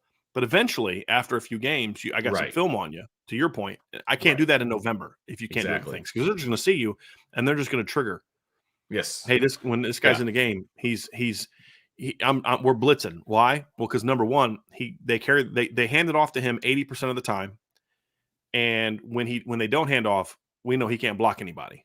Mm-hmm. So we're blitzing you either way. We're either going to stuff you with, we're going to run blitz either way because a good run blitz is designed to get to the quarterback if it's not a run. Right. That's what a good run blitz is designed to do. And so we're going to make this kid block somebody. So we're going to give you numbers that where you're running, or we're going to make them block somebody. Right. It may not be the case in September, but by the time you get to game 5, game 9, game 11. Then that's where you are. And we're going to find. So that'd be the only other question that I would say I have, Vince. Beyond that, it's just about health. Sure. Like who's healthy and who is healthy and who stays healthy. Right. And that's going to be the key. Yep. Now the fun part, bold predictions. Yeah, man. Yeah. I've got 2 and they're both kind of unit predictions, not necessarily anything individual, but they're unit predictions. Okay. So my first one, I'll shoot my first one at you. So my first one is, I think from the running back room specifically, I think there's going to be 25 touchdowns scored. Ooh, okay. So they're going to repeat last year. Well, but that wasn't from the running back room. Hold on. The running back room had 18. As a team, they're going to repeat what they did last year as a team. Okay. Oh, I see what you're saying. Running backs are going to get, because like last year had 25, but what you're about to say is Drew Pine had 2, Tyler Buckner had 4, and Mitchell Evans had 1. The running backs had 18 that weren't running backs. Right. Yeah. The running backs had 18 in 22, and they had 18 in 21. And so I'm going to say they're going to have 25. So it's bold. Like I was going to say 20. I was like, that's not bold. So I'm going 25. They're going to get 25 this year. Well, that's still kind of bold. I mean, they had 23, they had 32, 35. Think about it. They had 35. 35. No, I'm sorry. That was Brandon Wimbush. They had 21 running back touchdowns in 2017. Okay. I counted Brandon Wimbush as 14. It's a But lot. that Holy so cow. 25 is really good production. It Yeah, is. no, It is. I think some of that is going to be because the running backs are so good, Well, right? Vince, But also if Audric has 15 rushing touchdowns, that means the rest of them has to get 10. right. Which I'll give you that. I'm I'll give you going that. bold, That's bold. baby. And I, Yeah. I I think that they're going to I think some of these younger guys or whoever's down lower on the depth chart are going to get some legit carries at the end of games. And I mean, if some of these guys are playing an entire fourth quarter, that gives them a time to kind of warm up, get in there, like get a feel for the game, get a couple, get a score. I feel like that could happen. You know what I mean? And so I'm going bold, but I'm going to say 25. Mm-hmm. What's your second bold prediction? My second one is I think there's going to be 3 backs. Don't care who they are. There's going to be 3 backs. They're going to go for more than 500 yards. Ooh, you took one of mine. Okay. Woo-hoo-hoo. Okay. I had a bold prediction that was going to go like this. Either you have 3 backs with at least 500 yards. Okay. So mine was 1,000 and 5 and 5. Okay. So you're gonna have 1 back with 1,000 and 2 with 500. I love that. So it's I 3 love over that. 500. Yep. Right? That's I love and that. I know yep. in your head that's where you are because you're projecting Audric Dam over 1,000 as well. So that was one of mine. Is you're gonna have 2 backs over 500, 3 backs over 500 because I think 3 guys will kind of emerge this season. And this is a very bold prediction. This would be tough to do. I mean, even some of the years they've had great running back rooms. They don't have 3 guys. Now they've had 3 players over 500. In 2015, they had 3 guys over 500, but one of them was quarterback, Sean Kaiser. Right. But yeah, that's not something that we've really seen a lot of. We almost saw it last year. It was close last year because Tyree had like 400 something. 444. Yeah. So it was close. Yeah. He had an interesting stat line. He had 444 yards and averaged 4.44 yards per carry. Did he really? Because he had 100 carries. Yeah. Okay. On the dot. Right. So, yeah. But yeah, I mean that's going to be a tough one, right? Sure. But I could see it. Because again, it's bold predictions, right, man? Absolutely. I mean, we're having some fun with it, and that's definitely a bold prediction in my view. So I like that one. My second bold prediction, Vince, is going to be this. If Audric Estime is healthy, if he's healthy for an entire season, I mean, he plays minimum of 13 games. Hopefully it's more. But if he plays 13 games, he's going to have over 1,600 yards of offense. That's my bold prediction. Okay. Rushing and receiving. That is bold because I feel like he's going to be around the 1,100-ish mark on the ground. At least. Maybe a little more. Yeah. I feel like 1,200 might be a little high just because of all of the variables, right? A couple less plays. Right. I think they're going to throw the ball a little more. You know what I mean? So like 1,100-ish in that neighborhood, but then that's a lot of reception yards. Right. So my thing is this. Last year, Audric averaged in 13 games, he averaged 12 yards. He averaged 12 carries a game. Okay. I think he's at least going to average 15 this year. Okay. Okay, so I have him at 15 carries a game. That's 195 carries for an entire season. That's not a ton. And I think again, as long as he's healthy, I expect him to be a 200 carry guy. Which, we've seen guys do it. Kyron Williams did it twice. He was at 211, 204. I could see him being around that number this season. And then if he averages, so let's just say he's at 200 carries, okay? And he averages for the entire season less than what he did for the last 10 games of last year. So 6.5 per carry. That's it. Even though he averaged 6.6 the last 10 games, that's 1,300 yards. Yeah, it is. Yeah. So like he doesn't need to get to 20 carries a game if he's just at the efficiency level he was last year. Sure. And it's just adding 3 more average touches per game.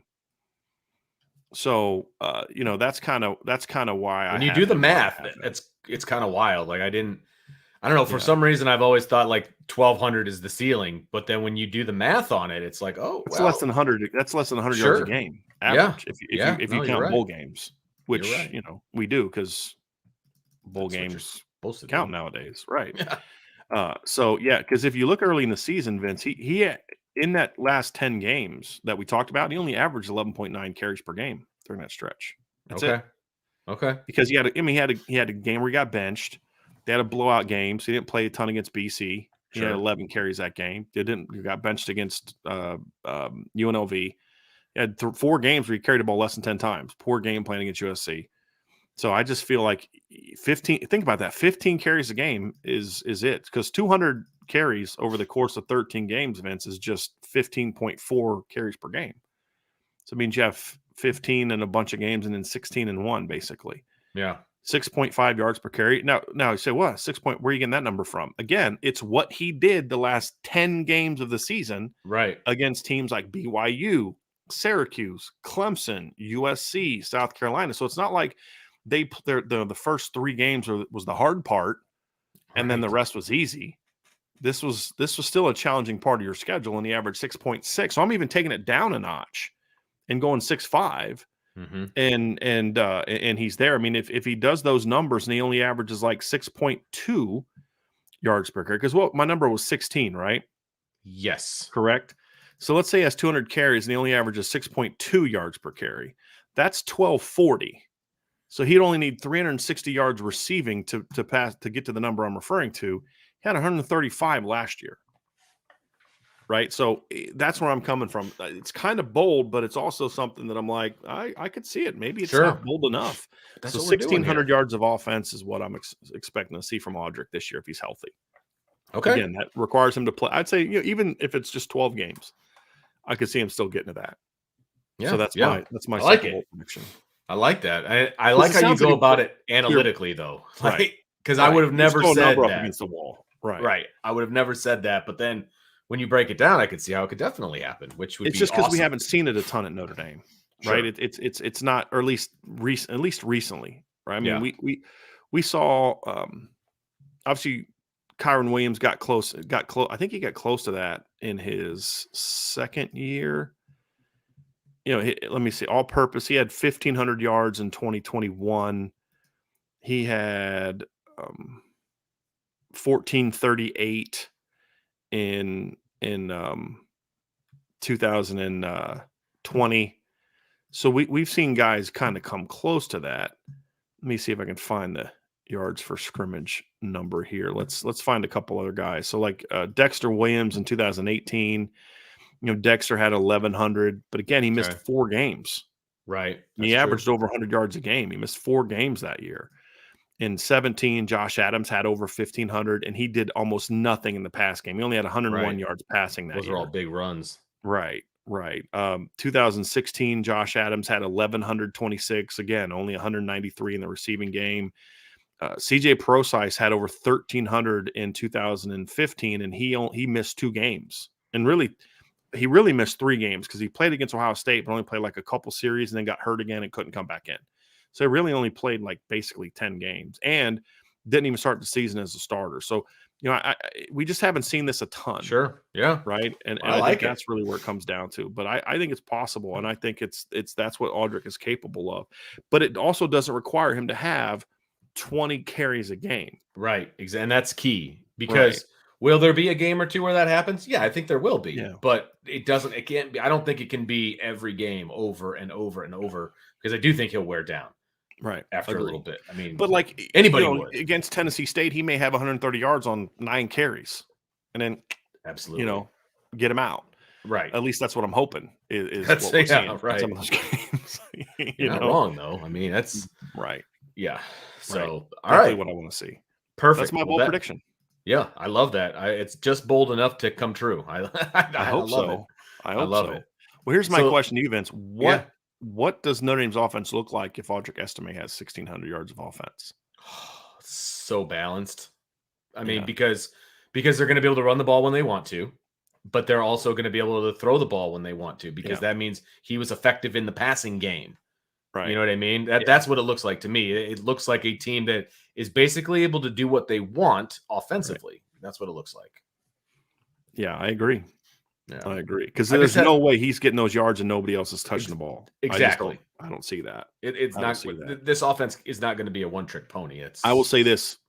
Both of my bold predictions won't come true.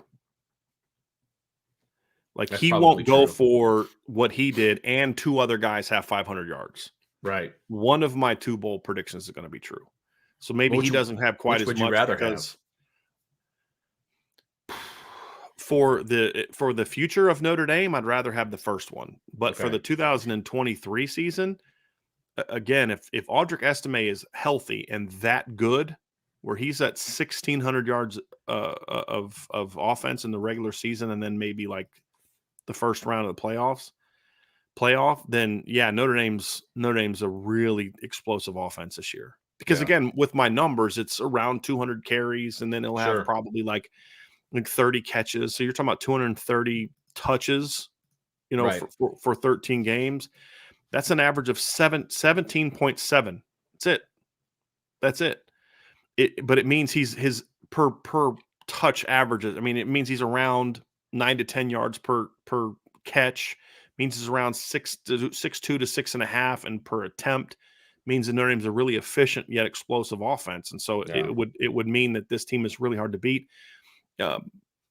Hopefully the yard per attempt is higher, right? But it also would mean that Notre Dame is in all those big games, because it'll be hard for Audric to get the touches he needs to get against Ohio State if they're getting smacked, against USC or Clemson if they're getting smacked, right? He won't just touch the ball as much because they're down 20 and they got to throw it. Got to throw it all over the yard.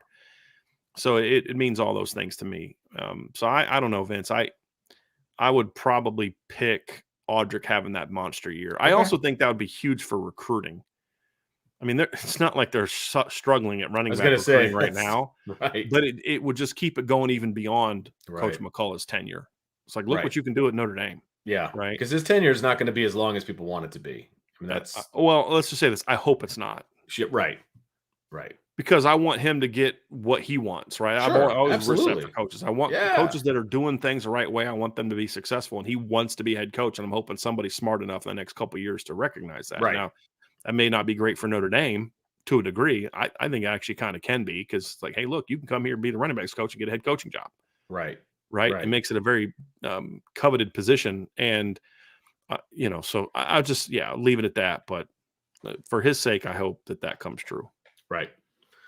Well, that's going to do it for our running back preview, Brian. And but stick around, because we are going to do a mailbag. But make sure you subscribe, hit that notification bell. Podcast. I love this. That's awesome. James says podcast or podcast. Then you have IB. That's well played, James. Thank you very much. Appreciate that very much. But make sure you share. Make sure you hit that notification bell, because there may be a special show. Well, not special. We're planning to do a show on Saturday, right? We're planning to do a show. It is not. Yeah, you keep saying that special show, and people are freaking out. It's special to me because we don't normally do it, right? But it is a scheduled show about a position group on Saturday. And I'll even tell you, it's going to be about the tight ends, okay? So this is not a special show. This is just a show at a special time, because we don't normally do them on Saturday. Or I don't anyway. So Saturday, hit that notification bell, though, because you're going to forget. You're going to forget there's a show on Saturday. So hit that notification bell so that it reminds you. But stick around, because we got the mailbag coming up next. All right, Brian, let's jump into some mailbag questions. I have had the chat blocked. So I don't know what we got going on. It's actually a pretty good chat today. Okay, good. Well, for like 10 minutes, like they were talking about like bow hunting and all, and I'm like, are you guys even listening to the show? I'm like, but they were. It was all good. I was just kind of giving them a hard time. That's great. That's funny. But no, it's been good today. It's been good. Good. So I'm guessing we got some good questions. Yeah, we got some super chats to start off with. Let's do it. Rob Osgood, my boy Rob, thank you very much for the super chat. With the cookout coming up, how much interaction can the current players have with the recruits? Don't know if it's a crazy rule about it. Thanks. They can. Yeah, I mean, because the cookout's happening during when the dead period ends. So the dead period is going to end kind of late July. Right. Once that happens, the kids are on campus. They can interact with current players. And there'll be probably current players around. I think I remember correctly, there were pictures last year with the current players around. They can go to work. They can watch if there's like a workout that day, because like it's in the middle of fall camp. Actually, let me check the schedule that day. We're not allowed to give the whole schedule out, but there is no practice that day. Actually, Notre Dame is being smart. No practice that day. And I guess it's kind of smart. There's free food. There's a cookout. I have a feeling some players are going to show up. I'm just saying. Yeah. Yeah, no doubt. I know But I yeah, would. they'll be around, Rob. They'll be around. And thanks for the super chat, my man. I appreciate you. Another super chat here from Raymond. Thank you very, very much, Raymond. Can't wait for some football this year. Hope you are feeling better, Brian. Hello there, Vince. Yeah. Well, hello there, Ray. Yeah, it was weird, Vince. I was like, woke up Saturday just feeling just toast. That happens. Just not feeling great. Sure. So, but yeah, definitely better. Definitely better. You sound Appreciate great, that. so that's good. Yeah. It was more like I think I'm just worn out. Yeah. Really what it comes down to. Shelton Hager, 91 with the super chat. Thank you very, very much, Shelton. I'm more excited about this upcoming season than I have been in a long time. Genuinely feel that the offense will be exciting to watch for the first time in a long time. Also love the shows with the OGs. Whoop, whoop. Sincerely, an OG. Thanks, Shelton. Yeah. Love it, man. Look, Shelton, I'll tell you what. This is Vince talking, right? But every time I think about this offense, and I've used this analogy before, but every time I think about this offense, I think of a scoreboard and I think of it being like a pinball machine, just with like the lights and the numbers, just a bling, bling, bling, bling, bling, bling. Like that's how I feel like this offense is going to be. I feel like they're going to score a lot of points. And when points are scored, it's fun to watch. I mean, flat out, people love offense. I love offense. Brian loves offense. Like I love it when Notre Dame scores touchdowns.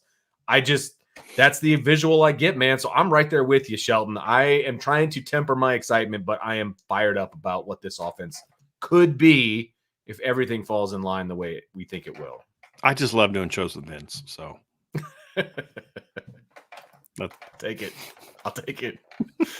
Super chat. I mean, I don't need to add to that, Vince. I mean, I know this Yeah. is like surprising for me that I'm not adding to it, but like, I mean, everything you said is spot on. So Yeah, I'm excited to watch this offense. I really am. John Massengale with the super chat. Thank you so much, John. A great running back can make a guy miss. They can make something out of nothing. Kyron Williams had that. Who's the guy in this room? Audric can be that. I mean, Audric that's something he doesn't get enough credit for. Agreed. Like I think in some people's minds, they only remember the time where he like literally took that Syracuse kid and like impaled him into the ground. Right. But Audric makes people miss too. Audric's got that real nice one cut, that little bounce. You're setting yourself up to like take him on, and all of a sudden he's like, just kidding, slide right by you. He's got good feet for a big guy. He's slippery for a 230-pound mammoth back. That's not, but he's not like what Robert Hughes. Like Robert Hughes used to drive me crazy because I loved Robert Hughes as a back in high school, and he was pretty good at the end of his senior season. But like he's this big 230-pound kid with great feet, and he wanted to be like this make you miss shifty kind of guy. I wanted to just like, dude, put your shoulder down and run through a guy. And we saw against Chris Gallipo in 2010 that when he wanted to do that, he can do that. He just spent most of his career trying to be like, this slippery, make you miss kind of guy. Audric will run you over. He will face plant you. But he's also knows that like, hey, I got the angle here. I'm going to make you miss. Right. And I love that. I think Jadarian Price has that. Jabron Payne has that. Jeremiah Love has that. I don't know about Devin Ford now. I mean, he can cut and get outside. He can make that one cut, but like that shake and make you miss. That's true. I also don't necessarily agree with the premise. Well, I guess I kind of agree with the premise, but I would put a little in there. It's not always about make you miss like Reggie Bush. And I'm not saying, and the reason I don't want to say I reject it, because this may not be what John means, but like, I think a lot of people, when they think make you miss, they think Reggie Bush. Well, Terrell Davis was a great make you miss kind of guy, but it was like that one cut. He would stem you.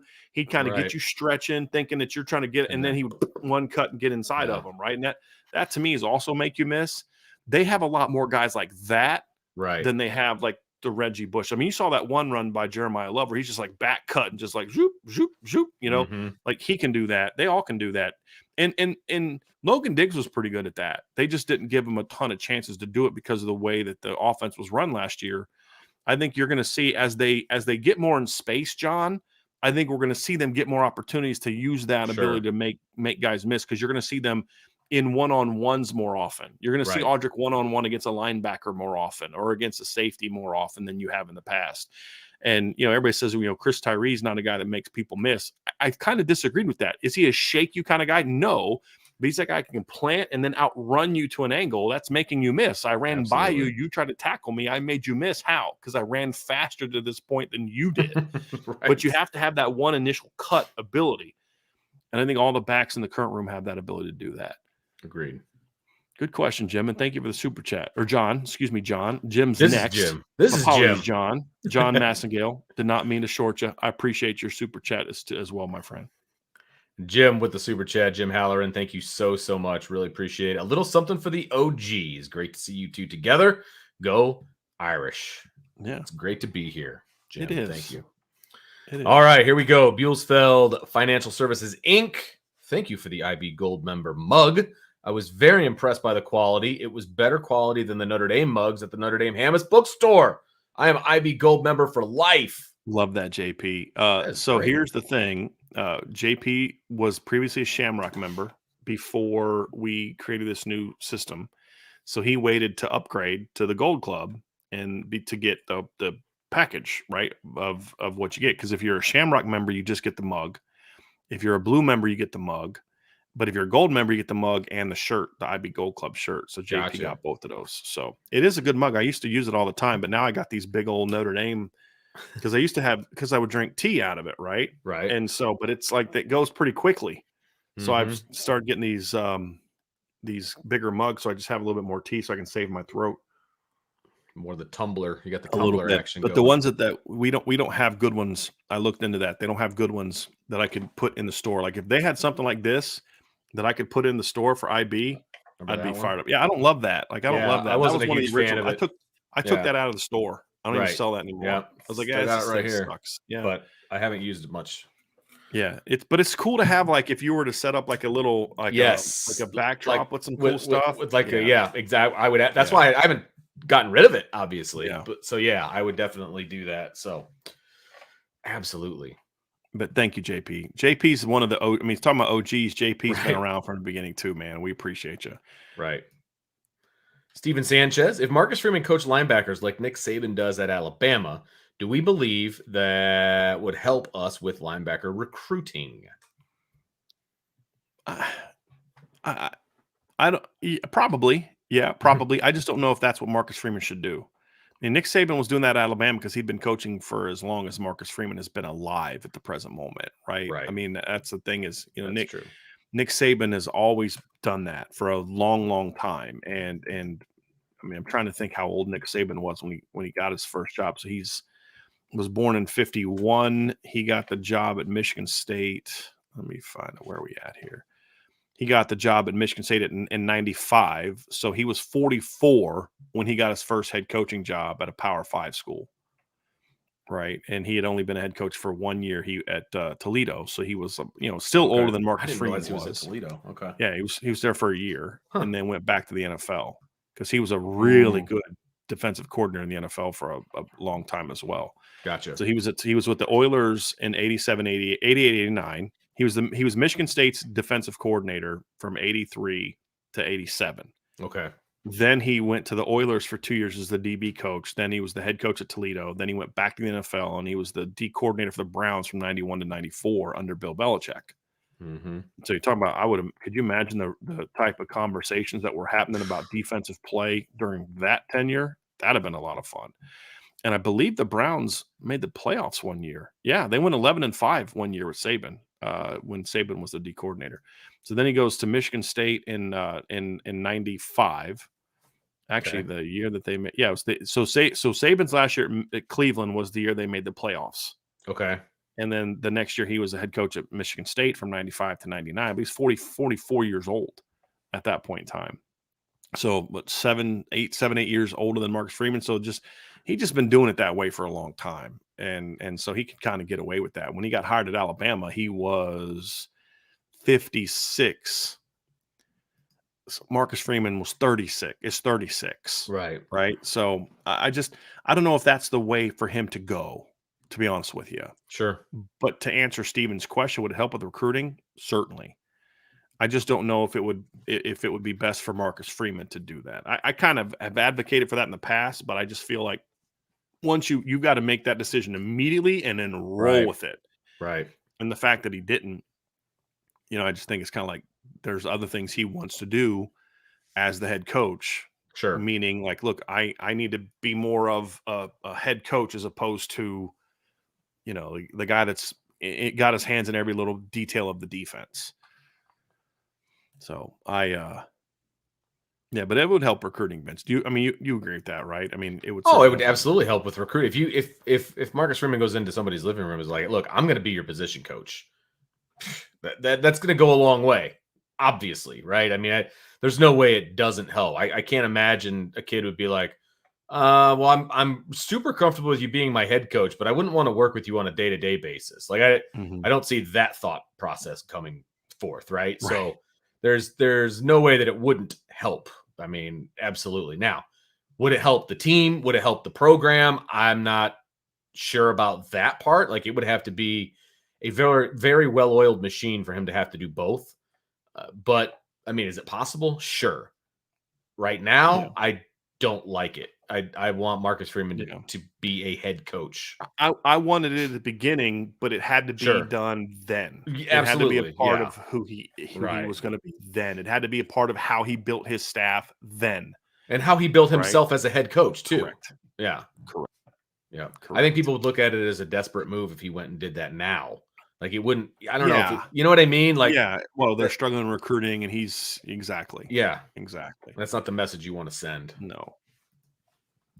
Colin Park, when Notre Dame gets ready to play Clemson this season, what will be the bigger difference maker compared to last season? Notre Dame's addition of Sam Hartman or Clemson's hiring of Garrett Riley? Well, I think it's kind of a wash, to be honest with you. Like, Notre Dame desperately needed a quarterback that could play championship football, and Clemson desperately needed a competent play caller and play designer on offense. The reason I would say, in theory, it's a wash. If I had to say, but if you weren't going to allow me to cheat and I had to take one, I'd go with Sam Hartman, because Sam Hartman's still more of a known commodity. And what I mean by that is Garrett Riley ran the offense at TCU last year, but it was under the tutelage of Sonny Dykes, who is a really good offensive mind. Really good offensive mind. And so it's kind of like being Nick Saban's D coordinator. Right. It's kind of like, or Kirby Smart's D coordinator. Like, yes, I'm the D coordinator and he lets me do it, but he's there kind of, I'm doing. He's your safety net. Yeah. I mean, he's very involved. Sonny Dykes is very involved in the offense. Sure. Dabo will be as well, but Dabo was never a coordinator, right? I mean, that's true. just the reality of it. So we know who Sam Hartman is. And like you said, there's no film of Sam Hartman. Well, teams aren't going to be like, well, gee, I have no idea what Sam Hartman's good at or what he's going to do, right? It's how's he going to be used within the Notre Dame offense. But Sure. Hey, I got to prepare for the deep ball, right? I got to prepare for this. I know things that I have to be prepared for, knowing who he is. Then I'll defend it, this type of way. So I kind of look at it like that, Vince. And then the other part of it to me, with these two, is obviously the talent level for Clemson is pretty good. That should help Garrett Riley as well. That's the sort of that counter argument for Clemson, is like, he's inheriting a pretty talented room. You got a very experienced 1,000-yard running back coming back. Depth of running back's not great. You've got a sophomore quarterback that hasn't played a ton, but he did get some really good late season experience. He played a lot in the ACC title game. He started the bowl game and had some good moments there. Had some freshman moments as well, but it was a needed up and down performance that kind of experience you need. I mean, if they'd have played in a bowl game against like Eastern Michigan, because they had this disappointing season and he rips them up, what did you really learn about Notre Dame when they destroyed Hawaii at the end of the 2008 season? They were so far better than Hawaii. We really didn't learn anything, except Notre Dame's got a lot of talent. And they could win a bowl game. Right. He did that against Tennessee. Sure. So he learned that against Tennessee. He had to battle against Tennessee. So I think it was good for him. But they have good receivers, not great. Here's the deal about Clemson. The talent level at the skill positions is not what it was from 16 to 18. It's just not. And so that's or even 19. It's not there, but it's better than it was to me the last couple of years, because you've got some young players, kind of like, Tobias Merriweather's not new to Notre Dame, but he's now going to be even better than he was last year. Sure. Antonio Williams is not new. He played for them last year, but he's going to be even better because he's now going into year 2. And they've got some younger, Troy Staccato coming back from injury. They've got some play. Adam Randall's a kid that played a lot as a freshman last year, had 10 catches, who I loved coming out of high school. So the talent's going to be better. And I think some of the guys they lost, it's kind of like an addition by subtraction kind of thing. Like, those guys are good football players, but they were miscast in that offense. That was my biggest knock on Clemson's recruiting, is they started recruiting highly ranked guys and went away from the guys that fit what they do. They always had like the big, fast, vertical guys outside, and then the real shifty, whether it was Artavis Scott, it was Hunter Renfro, it was Amari Rodgers always had that real shifty slot guy. They went away from that the last few years. They had the big guys, but they were slower guys. They were more they were guys that they had like Javon McKinley's and Miles Boykins and guys like that. That's not what the Clemson offense is geared towards. It's geared towards the T. Higgins and the Justin Rosses, the Mike Williams, the guys that are vertical, like stretch the field type of guys. And Joseph Ngata is not that guy. Bo Collins is not that guy. I think they're going to be more suited for that offense now, if that makes sense. But the talent level is still not elite, but I think they have more talent in the line than they have in the past. So that should help too. So it's going to be interesting to see how it all shapes up. They're not where they've been, but they're getting back. At least they're on the way back to that at some point in time. But it's going to come down to, how good is Cade Klubnik in year 2? Right. That's going to be huge. key. Yeah. Right. Now, I'll say one thing. Cade Klubnik's not going to throw to anybody at Clemson as good as the guy he threw to in high school. Just saying. Remember who that is, Vince? Mm-mm. Jaden Greathouse. Ah, okay. Nice. That was his guy. That was his guy his last 3 years of high school, actually. Okay. So, yep. But yeah, that's I'll go with Hartman if I have to pick one, Vince. Do you have a stance on that? I mean, do you know enough about Riley? I don't know enough about Riley, but just from a lens of new offensive coordinator versus a quarterback, the quarterback that I know who Sam Hartman is, I think that I lean towards Sam Hartman only because, I'll go back to the old argument, right? Notre Dame has been a quarterback away from being a dynamic offense. Notre Dame's going to have a dynamic offense now, and I still feel that way. I think Clemson is a step away from being a dynamic offense, and they're going to be going up against a Notre Dame defense that owned them last time that they played, and that's part of it. Like I realize there's going to be some different personnel and there's a different offensive coordinator, but their quarterback struggled. It was 40-mile-an-hour wind. I mean, sure. Like if I'm Clemson, I'm countering with that. I'm countering with, hey, we felt we were an offensive coordinator away. So I mean, but there's something to be said for confidence of already doing the job. You know what I mean? And right. It's the opposite of the Ohio State game, right? We've said Notre Dame's got to prove themselves. We know that if Notre Dame plays at a high level, they can win in the trenches against Clemson.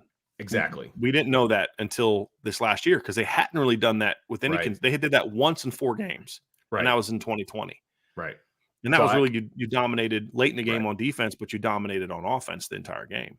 Yeah. But 2 of your last 3 games against Clemson, your offensive lines whooped them pretty good. You got to be able to continue that. Exactly. And that's going to be the key. But Clemson's going to be a much tougher game than Notre Dame fans. Than some Notre Dame fans think it's going to be. I'm not saying you, Vince. Yeah, no, right. I think a lot of fans looked at how bad they whooped them last year and they're just like, well, we got Clemson now. This is going to be a good football team. That was just one of those weird games. It's just like it all went Notre Dame's way. A great game plan. Clemson didn't. I don't think those players were prepared for how cold it was that night, honestly. I mean, Vince, it was cold because of the wind. The wind. Yeah, it was brutal. The wind was rough. I just don't think that it was – they played a really bad game. Notre Dame gets all the credit in the world for making them play a bad game, but it's not like, well, we're just going to go out and beat them by 21 points now every time we play. Right. No. Right. You had a blocked punt. You had a 96-yard kick return for a score. You had a pick there's a lot of things that went Notre Dame's way. That they're going to have to play a lot better this year to do it. Now you've got to do them on the road, and Clemson will be a little ticked off. Of course. They're going to want some payback from last year. But I still like being in the position that Notre Dame's in 100%. That I can pop in the film from last year and be like, look what you did. Look what we did to them. Right. Here's what we got to upgrade and we just got to change. Football. Of course. Right. Exactly. Right. And this is how we can do this again. That's going to be a battle, though, to me. That's going to be a battle. I'm looking forward to it. I'll be there. Too. I'm excited about it. You had to rub that in, didn't you? It felt like a knife. You know what? Felt like a twisted Remember, knife. I offered you. Remember the job I told you could have if you wanted it the other day? You did. And what did you say? I said no. Okay. So, why can't I have my cake and eat it too, Brian? Because I don't have that kind of money, man. I don't roll like that, buddy. I wish. Oh man. Emma Eckstein says, "Will there be a video for the KVA announcement?" Don't know yet. Haven't gotten the information I need to know if I should do a show or not that day. Fair enough. So fair enough. What's that date again? When is he committing? Saturday. Oh, is it Saturday? Oh, that's why people. Okay, now it all makes sense. I knew it was coming up. I knew it was the end of July. So yeah, I think so. Today, 18th, 19th. Okay, so hold on a second. Let me just pull up a calendar just to make sure. July calendar. Give me a The second. 22nd is Saturday. So it'll be Sunday. Okay. Sunday. His announcement's going to be on Sunday. Gotcha. So even more reason why people shouldn't be asking about that. But yes, his announcement will be on Sunday. You got to hit the bell. Hit the notification bell, people. Ty Smith, who on the offensive side of the ball would you say needs to have a biggest role playing besides the quarterback? Personally, I believe Tyree is going to have to play to his highest ceiling for us. You know, I have an article today, Vince, that I did at irishbreakdown.com, which is that's the free side of what we do. And I talked about the 4 underrated players who don't get a lot of attention or have negative attention from fans. And it's different for each guy, that they have to play really well this year for Notre Dame to reach their potential. I did have Jabron Payne in there, although he was at the bottom because if other guys step up, they could end up being okay there.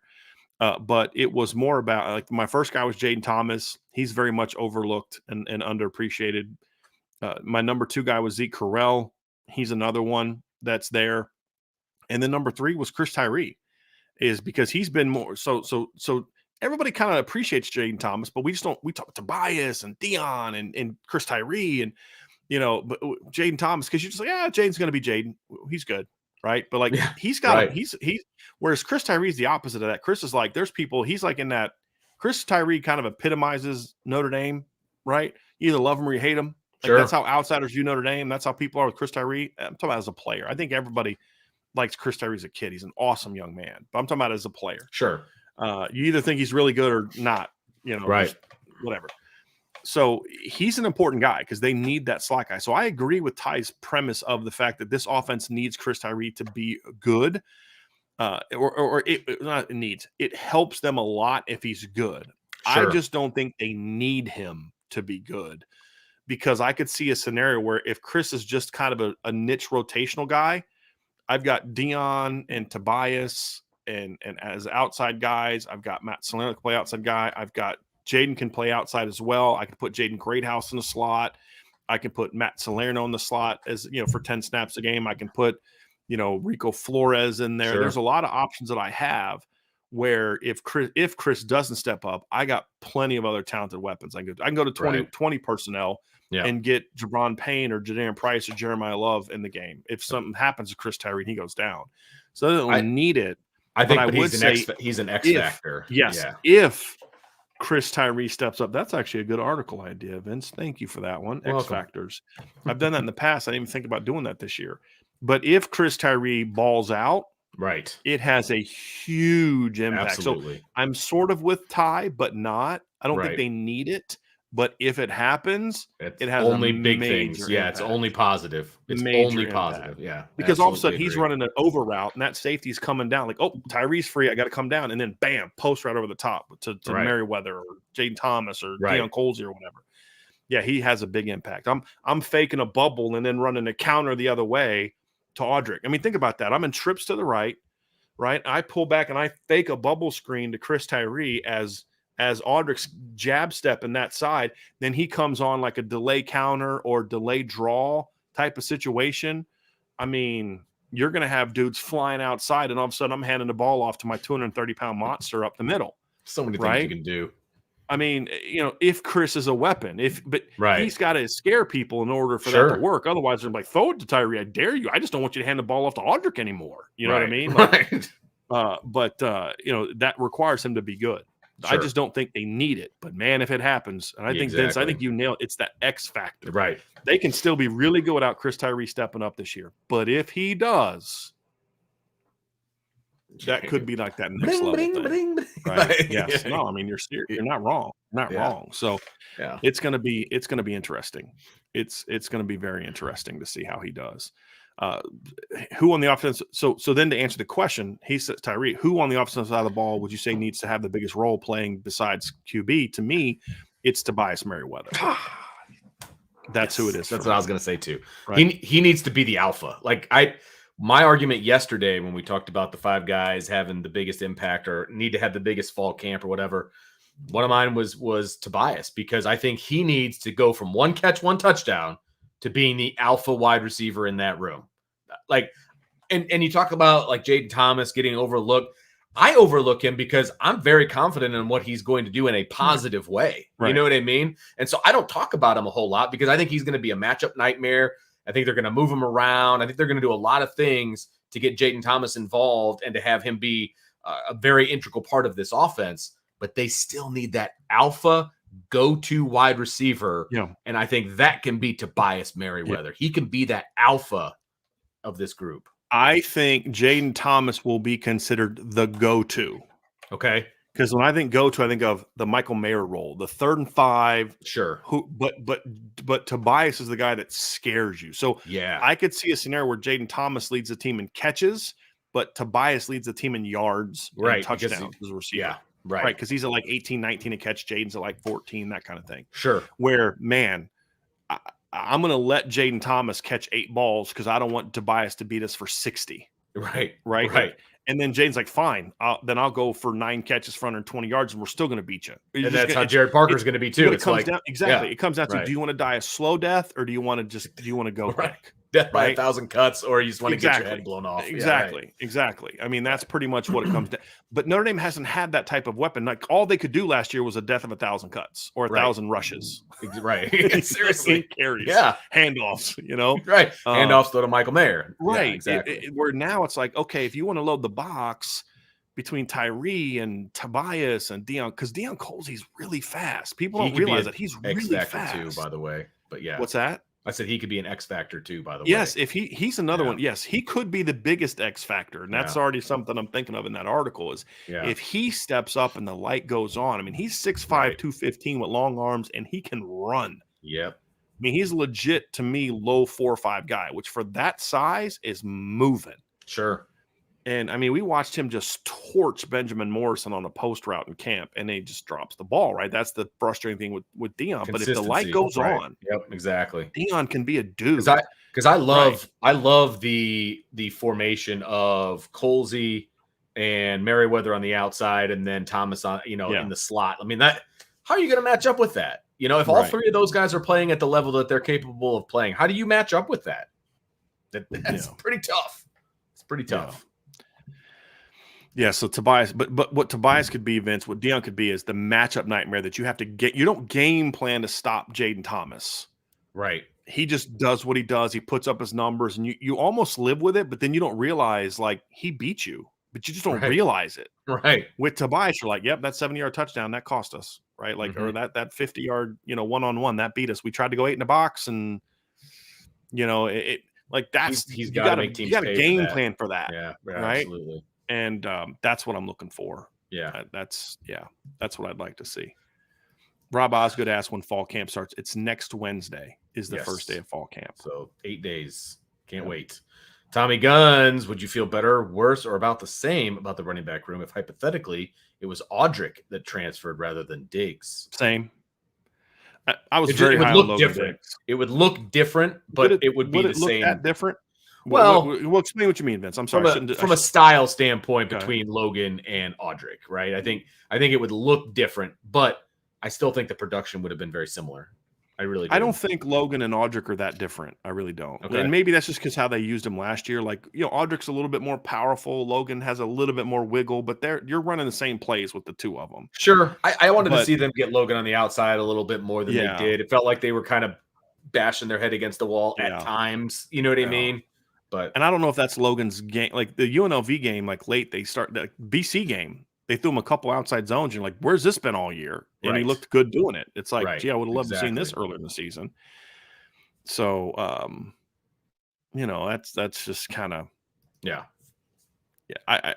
only thing I would say is I think Logan is always going to be a guy that needs a little bit more volume to get to the same numbers as Audric. Okay. You know what I mean? Like where Audric could be 6.5 per carry. Logan at his best is 5'8", 5'7", 6, right? That's just kind of how I feel because that's a slight difference. But how you use them would be similar. Like your offense doesn't change. But I'd feel great about the running back room. I mean, Logan Diggs was a really good football player. Sure. It's what I complained about all year. It's like, why are we in Team Audric and Team Logan? Like they're both really good. It's like, man, Audric was so good against Clemson. That's why he should be the guy. I've literally heard people say that to me. I literally have had people say that to me. Right. that Logan should be that Audric should be the guy because of how good he was against Clemson. I literally heard somebody say that to me once. And then I'm like, you do know that Logan Diggs led the team in rushing that game, right? And averaged almost a full yard more per carry than Audric. I know he didn't. Yeah, he did. Yeah. They both went over 100 yards that game.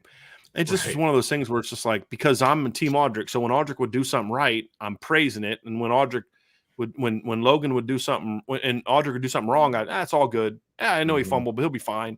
Then Logan misses a hole, and it's like, bench him. It's like, well, he's in there because that other dude you love just fumbled the flipping ball. You know what I mean? It's just how it goes, man. It's just right. I still, you still have people say, Logan's not a loss. Yeah, he is. Are they going to be fine? Yeah, they're going to be fine because they're really talented. But I think I'd even feel even better if you had all those guys and nobody transferred. Right. Like, I'd feel even better about the room at that point in time. But, it's just not the way it is. No. Not the way it is. Team Audric all the way. Right. Yeah, now that he's gone, it's like, he's still very good. Still very good. He's just going to be very good for somebody else. Right. Instead of for Notre Dame, which again, and I'm okay. If Logan is happier somewhere else, best of luck to you. I got no beef with Logan Diggs, right? They're going to be fine though. That's not a shot at Logan Diggs, Vince. That's the thing is we can walk and chew gum at the same time. We can say they're going to be just fine without Logan Diggs, but also say, but they still would have been pretty flipping good if he stayed, or if he was the guy and Audric left, they'd still be very good. Right.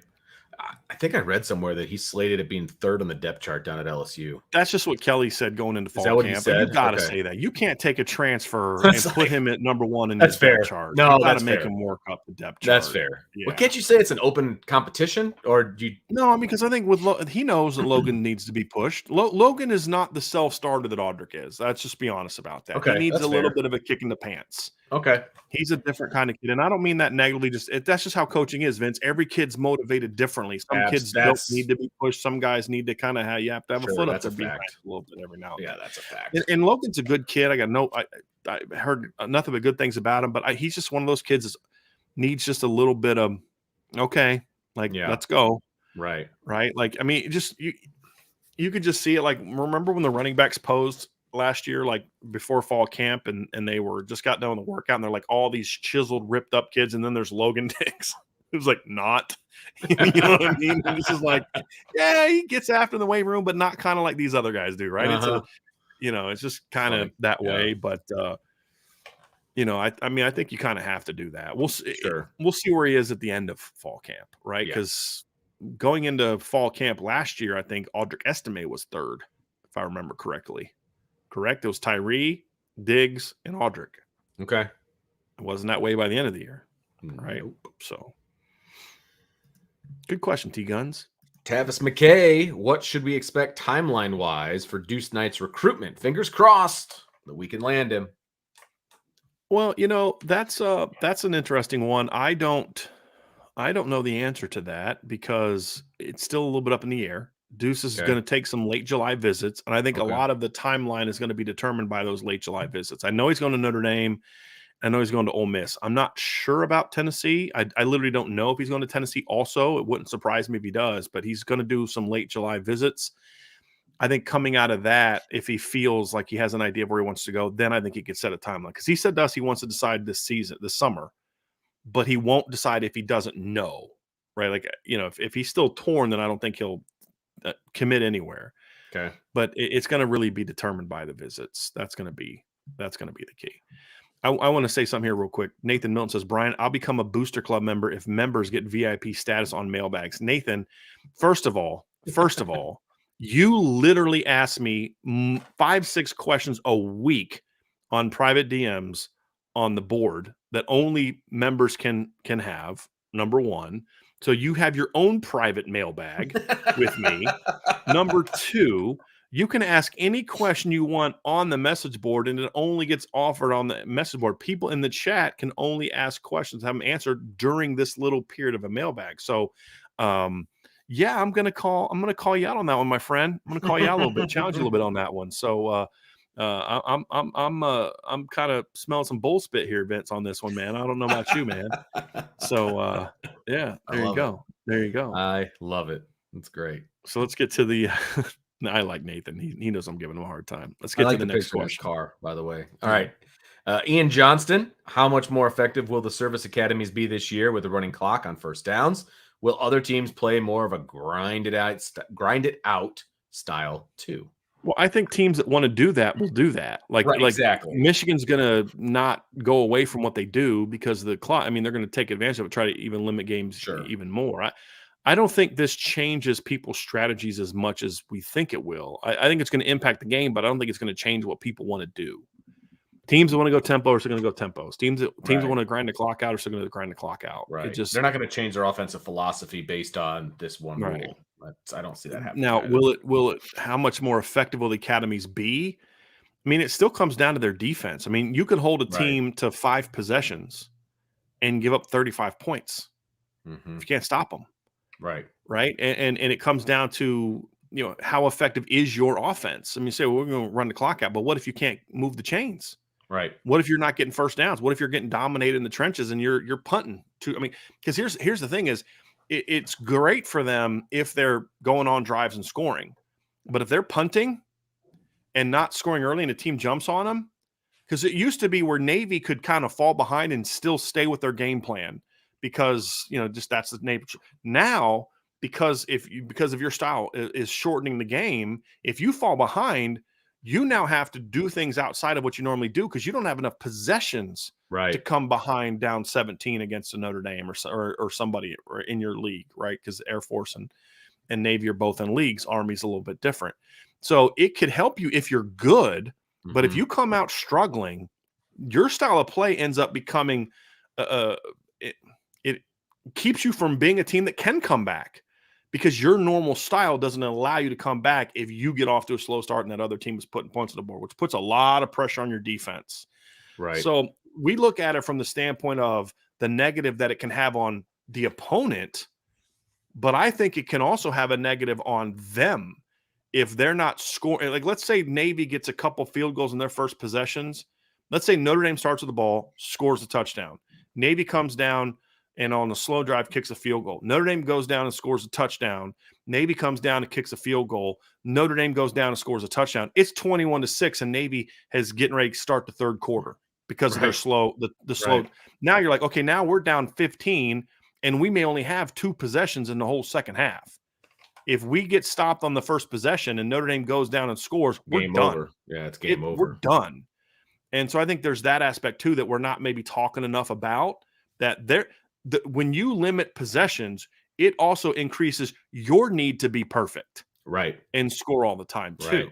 And if you don't, you're in trouble because you're not going to be able to play catch. You're not going to have enough possessions in the game to play the style you want to play and come back in games. That's a good point. So that's a really good point about that. You're going to get a bell now. It's good. Thank you. I had no.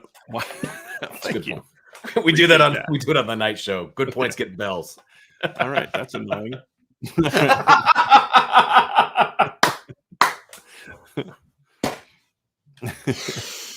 Oh, that's great. I love it.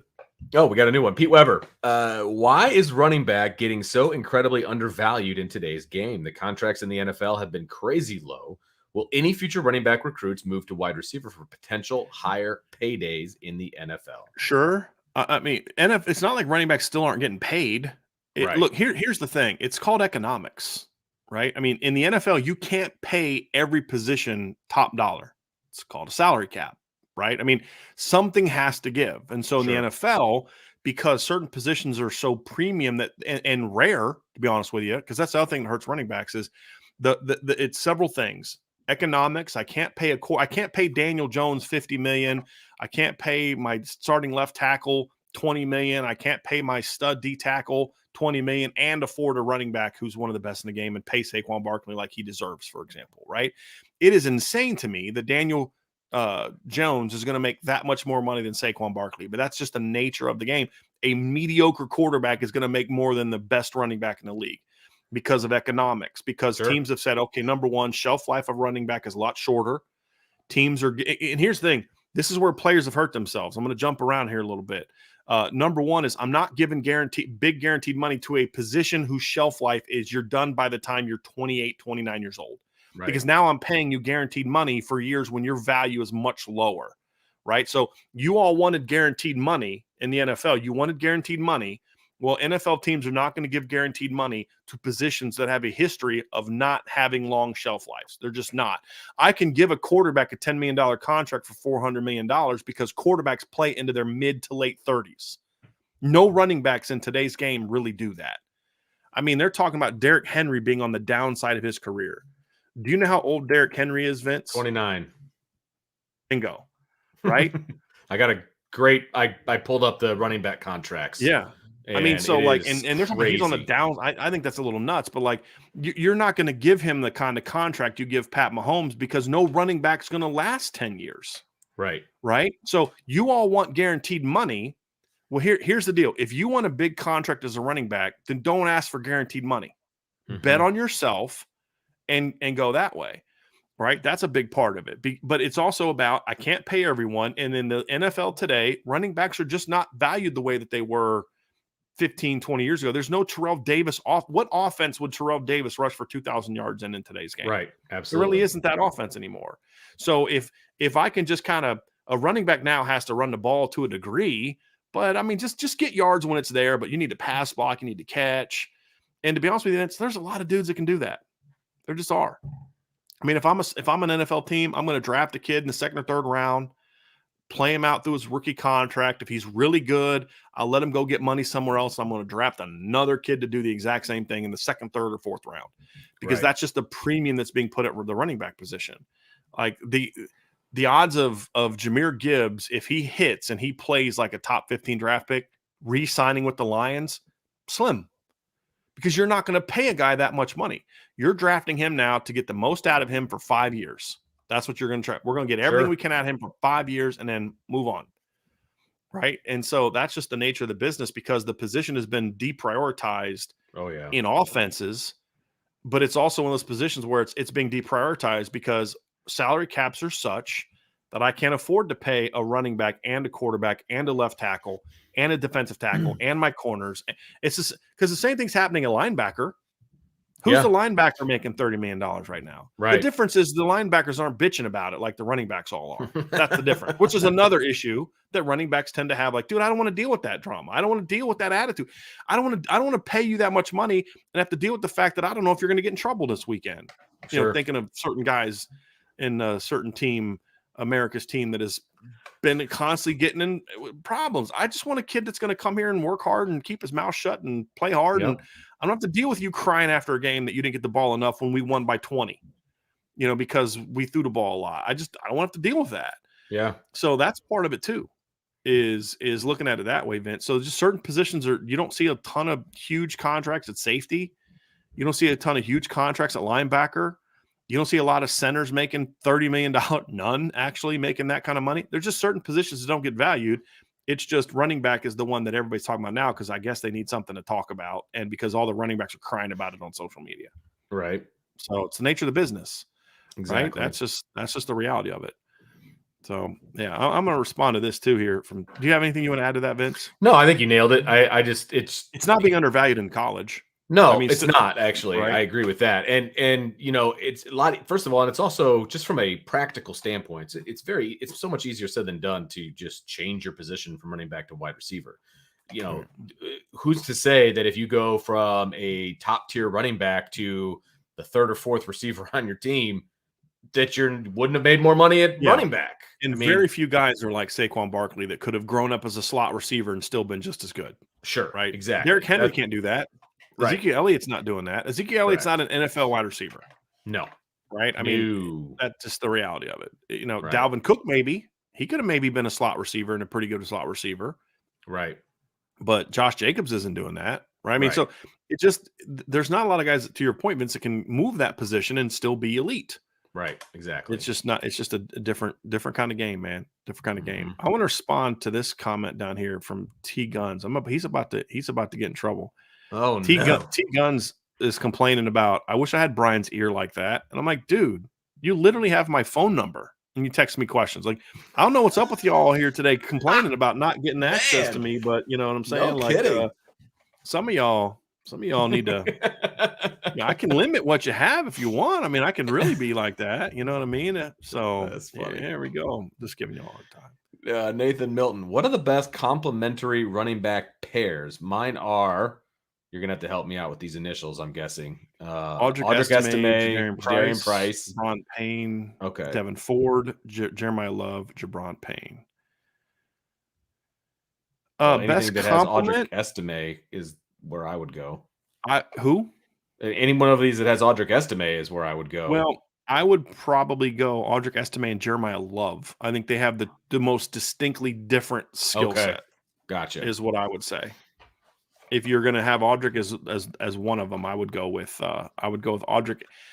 Now, if you're going to talk about just pure runners, then I think Audric and Jadarian are the answer. And I think this is probably where Nathan is going with this, is the thought of what you and I have talked about before too, Vince, is, Jadarian, if Audric's your bell cow and he's 15 plus carries a game, you'd like your second running back in the current offense. Now, last year's offense is fine because they can literally both go out there and get 12, 15 carries in a game, right?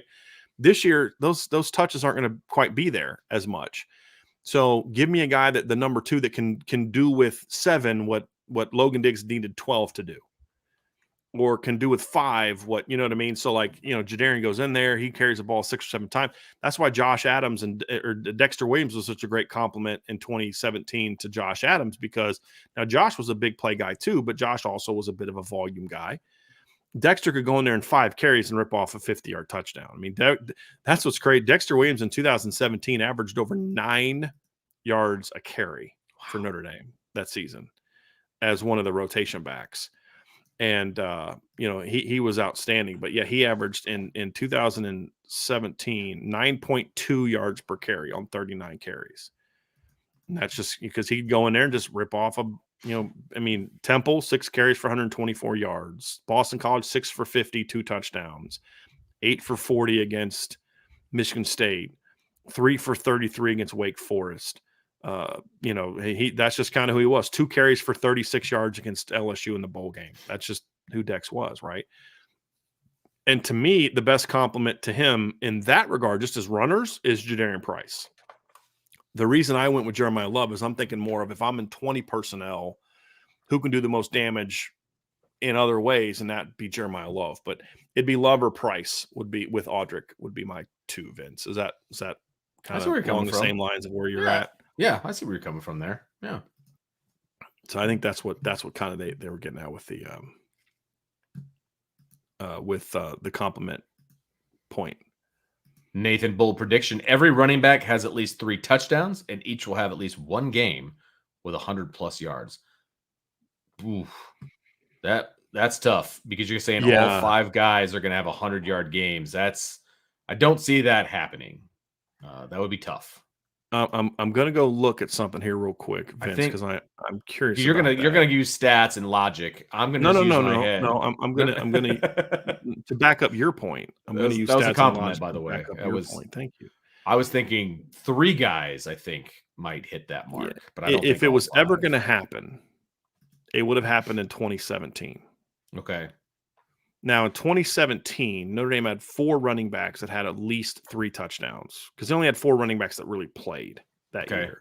They all had at least 3 touchdowns. Josh had 9, Dion had 5, Dexter had 4, Tony had 3. Now, part of that was because your quarterback had 14. So on this team, you'd have that spread out a little bit more, right?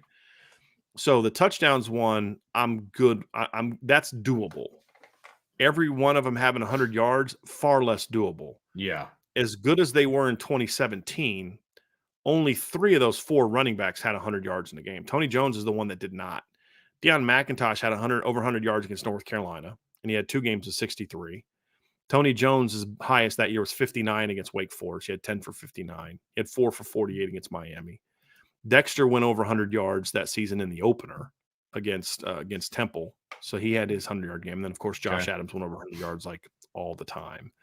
Right. So if that offense is going to have that, I'd have a hard time believing that this offense is going to have 5 guys. I think if you're to say at least 3 of them will have 100 yards, I can go there. That's in where 4, I'm at. because you think Audric's going to do it, right? I mean, last year you had 2 running backs that had 100 yards. Chris Tyree now had 100 yards, had 2 games of 100 yards of all-purpose, meaning rushing or total offense, right? Yards from scrimmage, rushing plus receiving.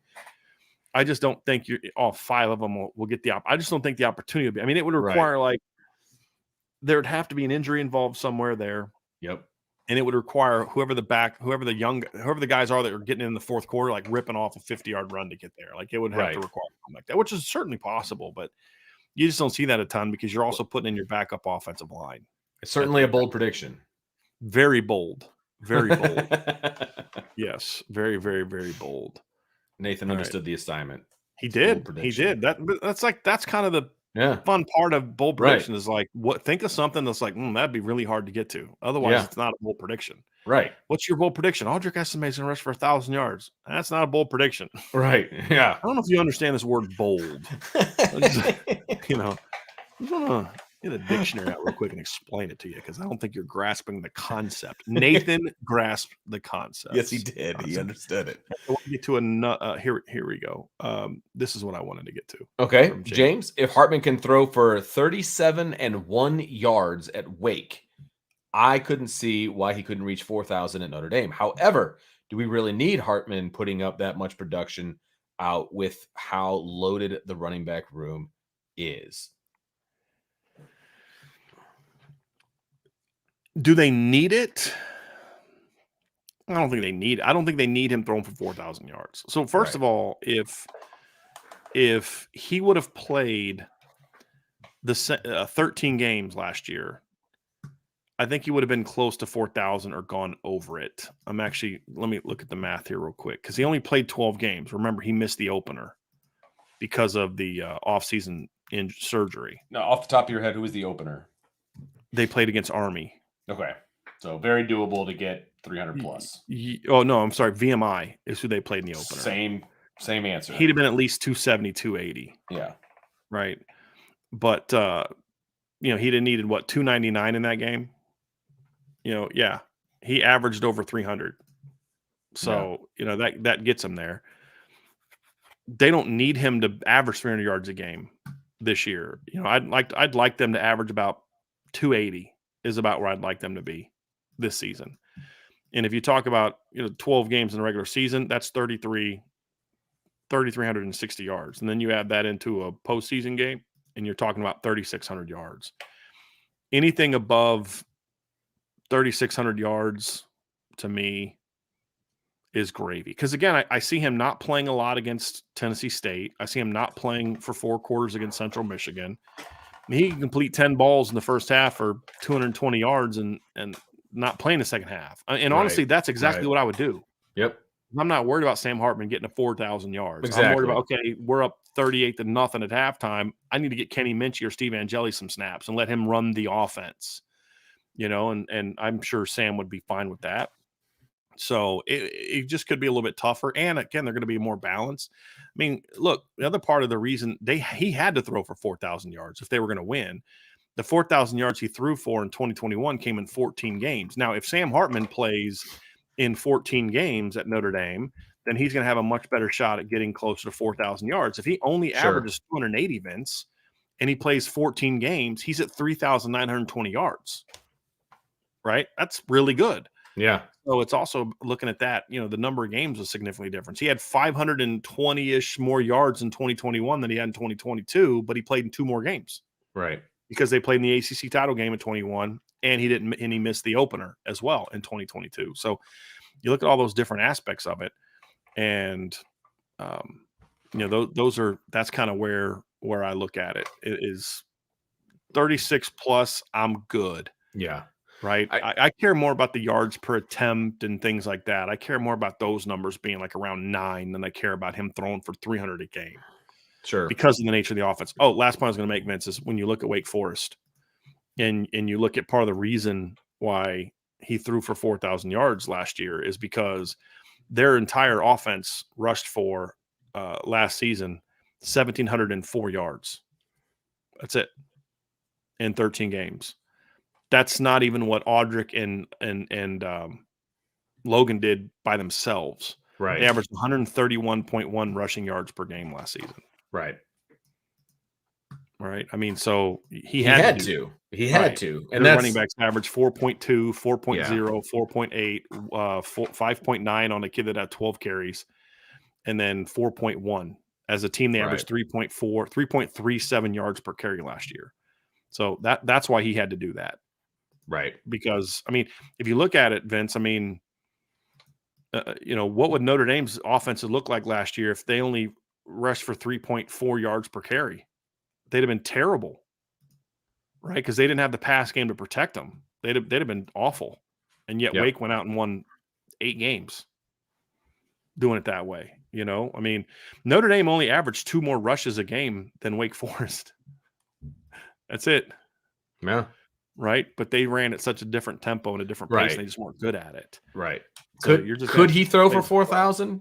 Yeah. I mean, and the premise of I don't see why he couldn't reach 4,000 at Notre Dame is accurate. Of course he could. Vince, if they wanted to throw the ball, he could easily get to 4,000 yards. Exactly. If he throws the ball as much as he did at Wake Forest, he's going to go over 4,000 yards. Easily. You know what I mean? Like that's. But will they be a great team? Exactly. And because that's not the offense that I envision at Notre Dame being the most successful championship ready offense that you can muster. It'd be great for Sam Hartman. He throws for 4,300 yards at Notre Dame and 40 touchdowns or whatever. That's great. But I don't think you're winning a championship that way because you're very one-dimensional.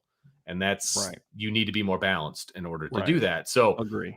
That's not where you want him to be. Could he? Yes. But that's not where you want him to be. And in the chat, somebody's talking about, Stetson Bennett threw for 4,000 yards last year. And he did. He threw for 4,127 yards. But he did it in 15 games. Yeah, exactly. Right. So for Sam Hartman to do that, let's just say he only, that Notre Dame doesn't play in the national championship. He would have to throw for 317 yards a game. Even in a 14 game season, which is the most that Notre Dame can play, he'd have to average 295 yards a game to do that. Well, that's 20 more yards per game than Stetson Bennett threw for last year. Right. So it's a different animal. I mean, Stetson Bennett had 6 games last year with over 300 yards passing. Sam Hartman last year at 3,700 yards had 8 games of over 300 yards passing. Stetson Bennett had a game, Vince, where he threw for 116 yards and they won a road game in the SEC. He had 116 yards, no touchdowns, and a pick. He had another game against a Power 5 opponent in the ACC that his team won by 23 points and he threw for 140 yards and only completed 10 passes. Sam Hartman can't win games at Wake Forest if he does that. So it's just not needed. And then he goes out and he'll throw for a bunch of yards against, had 300 yards against Samford, Stetson Bennett did. And, but it's 15 games. Exactly. Right? That's the key. If Notre Dame played 15 games this year, there's no doubt that if Sam Hartman's healthy for all of them, that he throws for 4,000 yards. No doubt. Because he'd only need 275. It's 5 below what I said I want him to average this year to be at 3,600. Right. It's just the nature of Notre Dame's not playing you 15 games no matter what happens. Right. I'd be interested. Yeah, because good Lord, could you imagine what would have to happen for them to play 15 games? Like something between now and the start of the season would result in Notre Dame joining a conference. Last time that happened, I don't want to have to go through that crap. Oh my gosh, don't even go there. Yeah, that's not. Speaking of Sam Hartman, Archer says, shout out to Hartman for raising awareness about Ronald McDonald House support. As a parent who's had to use it, it is a genuine blessing from the Lord. Archer, I'm with you 100% because I also had to use it when my twins were in the NICU when they were first born, and it was amazing. My wife stayed in one of the little hotel rooms, basically, that's right there, and my son, who is now 16, he was 2.5. We would hang out in there and play with toys and watch TV and like dinner. I mean, dinner was provided, and it was an absolute blessing. And I am with you 1,000%, Archer. I don't know. I didn't even know. Like, I knew that it existed, but until you have to utilize stuff like that, you don't realize how important it actually is. Yep. And it made those 2 weeks bearable. It was terrible. Yep. I mean, they weren't sick. They were just early. Mine. That was your second time having kids. Second pregnancy. Yeah. Right. So you were still kind of a new parent because Dylan wasn't. Dylan was 2.5. Yeah. He was 2.5. Right. I mean, it was a blessing. It was an absolute blessing to be able to utilize that whole situation. And that was just one less thing to worry about, So yes, Archer, I'm with you 100% on that. So from that good news to someone I don't understand why some people just hate me. Why? I don't understand. Can't hide speed. Why this hate? Bold prediction for Brian. We'll be a triple option team by the end of the year so we can get all of our running backs in the field because they're balling. Why do you hurt me? Why do you hurt me? Why do you say things that hurt me? You know I hate the triple option. Problem is, there's only 2 running backs on the field for triple option, and there's a 3. fullback, and nobody. We don't have a fullback. I mean, dude, Estime's a fullback. If Notre Dame was running Lou Holtz's offense, he'd be a fullback. You're He'd right. be Jerome Bettis. You're right. Because that was a ball carrying position. If they were running 3. Navy's triple option, for when Navy's option is really good, your leading ball carrier is either your quarterback or your fullback. Correct. So Sam Martin wouldn't be your quarterback anymore. You probably have to turn the reins over to Justin Fisher, who would have to move from tight end. Those 2 guys. Right. Exactly. Yeah, their leading rusher last year was their fullback. The leading rusher year before was their fullback. Sure. Leading 2 rushers the year before that with their fullback. So yeah, he would do that. They just wouldn't have the quarterback. They don't have a Malcolm Perry on their roster. No, right? They don't. No, so yeah, I'm trying to think of who that. I mean, maybe Josh Burnham. I mean, it would be a Wouldn't different be Sam Hartman team. or Kenny Minchie or Steve Angeli. That's for dang sure. No, it wouldn't. No, it wouldn't. Those guys would be holders on PAT. Yeah, put one of the running backs in there. Right. I'm wondering. I'm curious. Like, did any of them play like any kind of quarterback in high school? I don't think so. No. Yeah, it would be terrible. It'd be so boring to watch. Did Kaiser play? He played quarterback. It was option, wasn't it? Who? Did Kaiser? Was it option quarterback? No, Malik played in. Did Malik play option? Okay. No, I meant Jack Kaiser. Oh, Jack Kaiser. You know what? That's exactly who my quarterback would be. It'd be Jack Kaiser. Yeah. No, you nailed. Yeah, I'm kind of trying to think of. I knew there's somebody that played quarterback. Yeah, I'm moving Jack Kaiser over to quarterback. Okay, there you go. On a triple option. There you go. And thank God, truly thank the Lord above that we never have to have this conversation, like in real life and ever again. And we will will no longer address that. I really hope that we get to see one period of option prep. That's what I want. I want one period. They'd be stupid to do that. I know they would. I just want to give you like a nudge and be like, it's the option. Yeah. Why do you hurt me, Vince? Why do you hurt me? I don't understand. I've been so good to you over the years. Let's move on. Archer, mailbag. Which current assistant coach will be the next one to get a head coaching job? And what level will it be? Group of 5, Power 5, NFL? Well, I could see Al Golden, if Notre Dame is as good on defense this year as I think they could be. I could see him taking a head coaching job over going back to the NFL, although I still think he wants to go back to the NFL. But I could see him taking a group of 5 job. I don't think it'd be a Power 5 job. I think it'd be a group of 5 it would job. And it would be a leap for him to go from defensive coordinator at Notre Dame to being a head coach in the NFL. Correct. That's why I stuck with that. I don't think any of them are going to be head coaches in the NFL. I don't see anybody doing that. Agreed.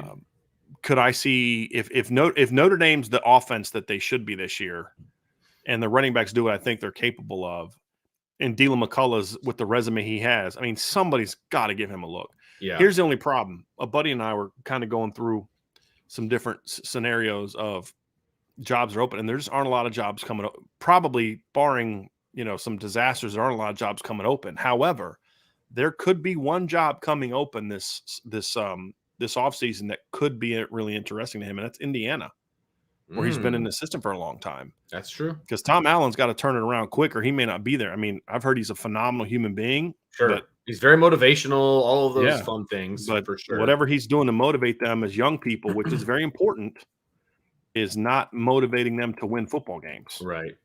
Because they just haven't been very good the last couple of years. I mean, they're 2-10, 4-8 last 2 years. So and you look at their schedule this year, I mean, good Lord, they start the season off with Ohio State, and then they play Indiana State the next week, should be a win. Then they're playing Louisville and Indy. That won't be easy. And 2 weeks later, they're at Maryland, then Michigan, home against Rutgers, at Penn State, home against Wisconsin, at Illinois, home against Michigan State, and at Purdue. Okay, that's a tough stretch. Grind. Yeah, that's a tough grind. They're going to be lucky to be 500. Yeah. I mean, and if they're 4-8 and worse again, then all of a sudden – yeah, you're back in, hey, we love you, but right. I just don't know. I just don't think this is working. Yeah. And that's kind of the nature of this business, right? Sure. And because if you think about it, he's only had 2 winning seasons. He had those back to back in 19 and 20. And the 20 season, the COVID year is the only year that they finished in the top 25, and they've been pretty bad since then. So I don't know how much longer of a reign he's going to have if they don't turn it around. And looking at their roster, I'm not optimistic that they're going to be able to turn it around this season. Yeah. Now, maybe that job comes open. If I'm Sure. Northwestern, I would give him a look. Because, I mean, that's the thing is with Dylan McCullough, he's a guy that's been very much about, being a disciplined group of guys, right? And he's kind of a little bit of a no-nonsense kind of guy, right, as a coach. At least that's always been my impression. So that would be another one. I don't know if Northwestern is smart enough to look at him, but they'll probably look like the NFL or some nonsense. But Dylan McCullough would probably be my best bet for head coach. I mean, it's going to be mine. Washington's not going to get a head coaching job. O'Leary, Mickens, they're not going to get head coaching jobs, in my opinion. Chancey Stuckey's not. He's been a head coach this will be his 3rd year. He's not going to get it. Jared Parker, even if they were great this year, it's going to need more than 1 year as the offensive coordinator. And Joe Rudolph, maybe. He's been a coordinator. He may be a guy that wants to be head coach. I was going to say, I don't know what his hopes and dreams are. I know that he does, but as a guy that's been a coordinator, he's at least had some aspirations for doing more than just calling plays. Like Harry Easton is going to coach the offensive line. That's it. Right. Yep. You can throw a title on me, run game coordinator, whatever, to get me more money, but I'm doing what I always do. This is what we're going to run, and I'm coaching the offensive line, right? And so you can call plays. That's kind of where I'm at for that one. Vince, is I just don't know that it's a job that necessarily he would want. I don't know one way or the other. And Gino Guidugli maybe if they have some success. But again, 1 year at Notre Dame, I don't know if it's the job. Yeah. I mean, if you're him and you're like, man, we got a good thing going. And if I'm already after 1 year getting offers from Temple type of schools, like imagine what I could do if I stay here for 2 more years and we're still really good. And now all of a sudden I can get a Big Ten job or an ACC job. I mean, that's the thing is wait for those jobs. So, Golden on defense, Coach McCullough on offense. That would be my guess of potentials for after the season. Brandon Spader got tickets for the Notre Dame Ohio. What's that? Braden. Wow, I said Brandon, didn't I? Yeah. My bad, bud. Sorry about that. Got tickets for the Notre Dame Ohio. You don't be calling people Brandon if their name's not Brandon. That's not where you want to be not anymore. Yeah, you're right about that. I'm 21, so I miss Bon Jovi's golden days, but we need him to perform "Living on a Prayer" in front of Touchdown Jesus before the game. Brian, I know you have connections. I gotta be the one getting this done. All right, let me see if I got Bon Jovi's name on my phone. Nope, I don't. Nope. Come on, man. Yeah. Let me see if Coach Freeman will answer when I call. Nope, he doesn't. Straight to voicemail. So, I think Jack Swarbrick might have a restraining order against me by this point in time. So I don't know if I can help you on this one, but I'm sorry. I don't think I can. Oh, that's great. I love the sentiment though, but honestly, now in seriousness, this is one of those games, Vince, where now's the time, right? Yeah. Now's the time. You got them at home. Yeah, you're in year 2 of your staff. You're in year 2 of your defense. You're basically running the similar offense. What you've done, you've got an offensive line. You got a better quarterback. It's time. Yeah, right. It's time. Yeah. It's time for Notre Dame to step up and say, hey, we're the team. We're the team to beat now, right? That's basically what they have to do. And every team that's kind of ascended to that point in time, they've had to beat that team that's been their problem to get there. And you look at Georgia, or look, what did Georgia have to do to win a title? They had to beat Bama. They played Bama in the SEC title game and got whooped. Right. Well, they got their rematch attempt, and they got it done. Right. They went out and got it done.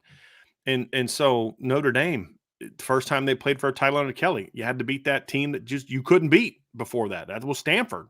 Not only had you had beaten them in the last couple of years, right? They'd kicked your butt the last 2 years. Yes, they did. They just out physicaled you, man. Right. And so in 2011, Stanford didn't even play well and beat Notre Dame by 10. Yeah. And they didn't play well. So you look at it, Vince, and you're going to have to beat that team. And there's no excuses. I mean, yeah, they got great receivers. Yeah, and you've got one of the best corner tandems in the country. And their offensive line's rebuilding, and you've got a bunch of dudes coming back on the D line that played last year. I mean, Your entire linebacking core comes back. You're going to be more athletic at safety this year than you were last year. I mean, you've got an offensive line that's supposed to be, they got a great D-line. Yeah, and you're supposed to have one of the best. No excuses. No excuses. Exactly. Right? You've got the more experienced, proven quarterback. No excuses. And it's time to get it done. But I think part of it comes down to, for Notre Dame, is you've got to believe that you're the better team. Not tell yourself you're the better team, but truly believe you're the better team. And it can't be like a living on a prayer moment. It's got to be, no, we don't need a prayer to beat you. We're better than you. Why does Notre Dame play the way they did against Clemson last year? Because there are kids on this team that have played against Clemson and beat them. We know we can beat Clemson. How do you know that? We've done it. We've beat them. That goes back to what I was talking about before with going down to Clemson. And yes, Clemson's going to play better than they did up here last year. No doubt about it. But you've got a collective belief in that locker room that we did this before. And not only did we do it, we beat the crap out of them. Now, they're still going to take this team seriously and this game seriously and all of that. But you can't take away that experience, man. Like, that experience absolutely means something. Yeah. So we'll see. But I love the sentiment. But it's really awesome you got tickets to the game, man. This is going to be man, I can't a fun day. It's going to be a fun environment that day. We'll be tailgating that day. We'll be tailgating that day. No doubt about it. I'm going to be so quiet because I'm going to be like in the zone, like so ready for that game. Because it's be a little less chaotic this year than it was last year getting to the game, Vince. That was, oh my gosh. That was a day. It was a fun car ride for us until we got to Columbus. Yes, that's correct. It was a great car ride until. Yeah. All right. Archer. So we got to Columbus. There we go, Archer. Do you think a program who hasn't made the college football playoff before will make it for the first time this year before the field expands to 12? This is a good question. I think so. And I'm going to be honest with you, Archer. I don't know. I think it's possible. Do I think a program will make it? I think it's possible. So I want to answer it properly. But I'm still working on my preseason predictions, Vince, and I am so back and forth on this. I've got Georgia making it. Okay. A little glimpse into our prediction show, Notre Dame fans. I have Notre Dame making it. After that, it's like, okay, does Ohio State, do they beat Ohio State and then Ohio State runs the table and they're back in? Right. Is it Michigan from the Big Ten? Does Notre Dame beat Ohio State and then, or Ohio State could also beat Notre Dame and then Notre Dame runs the table and then that knocks Clemson out and USC out. I mean, Notre Dame's going to have such a big impact on the playoff this year. They could literally knock out 2 of the 3 Power 5 champions. Yes. Of a playoff spot. Yep. Because if, like, let's say Notre Dame's 11-1 and they lose to Ohio State, but they beat USC and Clemson, there's a good chance Notre Dame's 11-1 and those 2 teams are at 12-1. They won their leagues, but they lost to Notre Dame. Right. And then Notre Dame's resume would be really impressive. And so you look at it and say, man, like that could be an interesting situation. So they could end up knocking all 3 out because it's the minute that if Notre Dame beats Ohio State, for argument's sake, Ohio State is now in a win or go home moment. Now, if Ohio State runs the table, I think they're in and should be in because they will have beat Penn State. They will have beat Michigan on the road and have won a Big Ten title game against what I think is going to be either Wisconsin is what people think they'll be, and they're a top 15 team, or what I believe is Iowa's going to be a lot better this year. And they're going to – here's my prediction. I think Iowa's going to have that magical season because of the transfers are going to help. They're going to play in the Big Ten title. It's going to be a much more competitive game. They're going to win their bowl game, and Kirk Ferentz is going to retire. That's my prediction. That's my prediction for Iowa. So point being, if Ohio State loses in a competitive game at Notre Dame, and Notre Dame is the team I think they're going to be, Ohio State has a playoff resume. So they could get it, but they've still got to beat Penn State at home and go to Michigan to beat Michigan. Michigan's schedule is ridiculously, stupidly soft, but they still have to play at Penn State and they still have to beat Ohio State and then win the Big Ten title game. Sure. That may not be as easy. I'm just waiting on Ohio State to wake up and say, we're not going to take this anymore. I mean, we'll see. Well, Ohio State can't beat Michigan at Michigan. Well, Michigan just beat Ohio State at Ohio State. Let's not act like this wasn't a series Notre Dame or Ohio State dominated for 10 years. Let's not act like that's completely gone.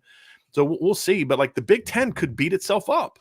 Yeah. Right. I could see a scenario where Notre Dame beats Ohio State beats Penn State, loses to, loses or beats Penn State and Michigan, but then, loses to somebody else, or, beats Penn State, loses to Michigan, Michigan loses to Penn State, gets upset in the Big Ten title game. Penn State could beat Michigan, lose to Ohio State, and then go in a situation where they lose at Illinois early in the season, which is going to be a really tough game for me in week 3 for them. I mean, there's so many different scenarios you look at, Vince, and say, boy, this could get really interesting.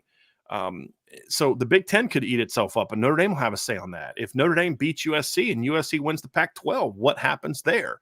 But I think the Pac-12 is going to beat the crap out of each other. Exactly. Because the Pac-12 has brought their talent level deep, way higher. We don't talk about it because ESPN doesn't talk about it. Sure. So it doesn't get discussed enough. But the quality of coaching the Pac-12 has seen a significant jump in the last 3-4 years. Yeah. Adding Jonathan Smith, Chip Kelly, obviously, Lincoln Riley over Clay Helton. It's a huge upgrade. Sure. I like the hire that Arizona made with Judd Fish. He's doing a really nice job. The guy in Washington State seems to be doing a really nice job there.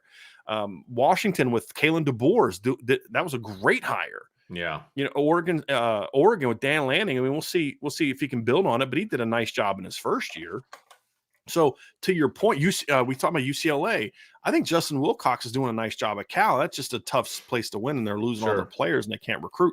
Hiring Troy Taylor, that was a really good hire for Stanford to go out and get a very experienced offensive West Coast type of mentality coach from the FCS level who had done a really nice job. So the talent in that league from a coach, Kyle Whittingham. I forgot about Kyle Whittingham. And Colorado just hired Deion Sanders. So like the coaching in that league has taken such a huge jump in recent years, but we don't talk about it. ESPN says, well, I don't know why people don't watch the Pac-12 because you don't talk about the Pac-12. Right. And it's their entity. Like they should. Yes. Aren't exactly. Those games are on ESPN. Some of them. So, I mean, they at least have part of the package. Right. Right. Like talk about your people. So but to your point, the Pac-12 and the Big 12 could sort of annihilate each other. Yeah. I mean, the Big 12 is another conference that, dude, Iowa State's the worst team in that league last year, and they had like 4 or 5 games that were a touchdown or less. Yeah. Where a play here or a play there, and they win. I mean, now that Kansas is respectable, it's like, dude, that one easy win you thought you were always going to have is now a bowl team. Sure. You know what I mean? And so you could see a lot of that. I mean, Clemson's going to have a legit contender along with them this year, at least one, in my opinion, in Florida State. The SEC West is going to be super competitive this year, in my opinion. The SEC East, I don't think is going to be as competitive. To be honest with you, I don't think Tennessee is going to be as good as people think they're going to be. I just don't think that they are. I think they peaked a little bit too early, so they lost some dudes that they would have needed to, have. If they didn't peak last year, and let's say Jalen Hyatt comes back, I feel a little bit different about this one. So, it's going to be a crazy year, Vince. Yeah. But they say, well, I could see a team like Washington sneaking in. Well, they've been in the playoff before. Right. They've been in. So that USC wouldn't be new. Has not. So that would be one. Right. If Oregon wins the Pac-12 this year, they're not new. They've been in before. Right. So it would mean that Utah or USC would have to win it to be that new team, or a surprise team like Oregon State. Or a surprise team out of the Big 12. Yeah, possibility, right? But like Oklahoma's made it before, TCU's now made it. It'd have to be Texas. I could see, but I could see Texas making the playoff this year. I could. Baylor. I'm not ready to predict them yet. At least not yet. I may by the time I make my final predictions, because I'm just looking at the schedules. Like, man, like these teams. This is going to be tough for that team to get to the playoff. Florida State's been in it before from the ACC. I don't see any other ACC team capable of it, in my opinion. Maybe an NC State makes a run, maybe. But, I mean, is anybody else do you see the ACC capable of running the table and getting into the playoff? I don't. Not a playoff team. No. Clemson and Florida State, and they've already both been in. SEC would have to be LSU's been in it before. Alabama's been in it before. It would have to be like an Auburn. They're not going to get in. Arkansas's not. A&M's not. It'd have to be like a Tennessee, and I just don't see them getting in. So, from the big conferences where we've already seen it, like the Big Ten, it would have to be Penn State. They're the only one capable of being new. Could I see Penn State making a run to the playoff? Yeah, I could. Sure. I could. If Drew Aller's legit this year, then I think Penn State can make a run. So it'd have to be. So who would the options be, Vince? It would have to be a Penn State in the Big Ten, It would have, or like a miracle season from like Iowa, which I don't see. I see Iowa being in the Big Ten title game. I don't see them being an undefeated team that goes to the playoff or even a one-loss team. I don't. From the SEC, it would have to be Tennessee. From the Pac-12, it'd have to be USC. USC to me is probably the most likely because they have a very challenging schedule to where they could go 12-1 and get in. Their strength of schedule will be good enough. They can afford a loss. They can afford a loss to Notre Dame and still get in, or a conference loss, and now you've got a win on the road against Notre Dame, and you've got a shot to get in, right? And so, all things being equal, if Michigan and USC are both 12-1 at the end of the year, the odds are pretty good that USC has a much better resume than Michigan does. Yes. Utah, schedule, absolutely. Utah would have a shot, but I just don't see how Utah can. Like, Utah is an old school program, and here's what I mean by that. Old school back in the day, you were willing to kind of schedule tough in the non-conference because it was preparing you to win your conference, because your goal was always to win your league, because the winning the national championship was out of your control to a degree because it was all voters. You had to win your conference. And so everything Michigan did in the non-conference, they would play Notre Dame and Florida State and Miami because it was all getting them ready to go get to the Rose Bowl, right? That was the goal. And now it's like these teams are scheduling to make a playoff run. Right. We got to we can't afford to lose a non-conference game, blah, blah, blah, blah, blah. Well, Utah, you're saying by old school, they're loading up the non-conference. Yeah, because in order to prepare them to go make a run in the league, and we saw that last year. I mean, their first game of the year they played last year is at Florida, and they end up losing, but it makes them better. It makes them a better football team. Playing a tougher non-conference schedule, it made them better. They played San Diego State. That's on paper, San Diego State ended up not being good last year, but the year before, I think San Diego State was like an 11-12 win team year before. They still won 10 last year, I think. What was their record last year? What was San Diego State's record? No, they weren't that good. 1, 2, 3, 4, 5, 6, 7, 7-6. But I believe in 2021, they were pretty good. Yeah, they were 12-2 in 2021. So when you schedule them, they're a pretty darn good team. And then that helps them get ready for conference play. Well, this year, Utah is starting the season off with a home game against Florida, and then they're going to Baylor. So not only do you have to win in your league, not only do you have to win home games against UCLA, Oregon, Arizona State, and Colorado, and then road games against Arizona State, then road games against Oregon State, USC, Washington, and Arizona, you also have to beat Florida and Baylor in the non-conference. I don't see how they do that. I don't see how they get through that schedule. Somehow with one loss, they're in. And you have to beat somebody in a rematch. Now, Utah's proven they can do that. They've done that each last 2 years, but it could be a little tougher this year. With one loss, though, they've got the schedule to get in. It's tough. They're on the list. If they go 13-1, they better be in the freaking playoff. Yeah, that schedule's daunting. That schedule's daunting. But I just don't see them doing that. So then it comes down to, you're hoping USC can be that team. Right. Big 12, I mean, Texas to me is really the only team that could potentially make a playoff run that hasn't made it before. I mean, I don't see Texas Tech. I don't see, and Oklahoma's already been in. I don't see Oklahoma State being a team that makes a run. So the number of teams are not great that are in position to do it, in my opinion. So, but now, again, a year ago at this time, you and I would have had a 30-minute conversation about teams that could potentially make the playoff. And one team we would never have mentioned is TCU. Never would have brought TCU up, ever.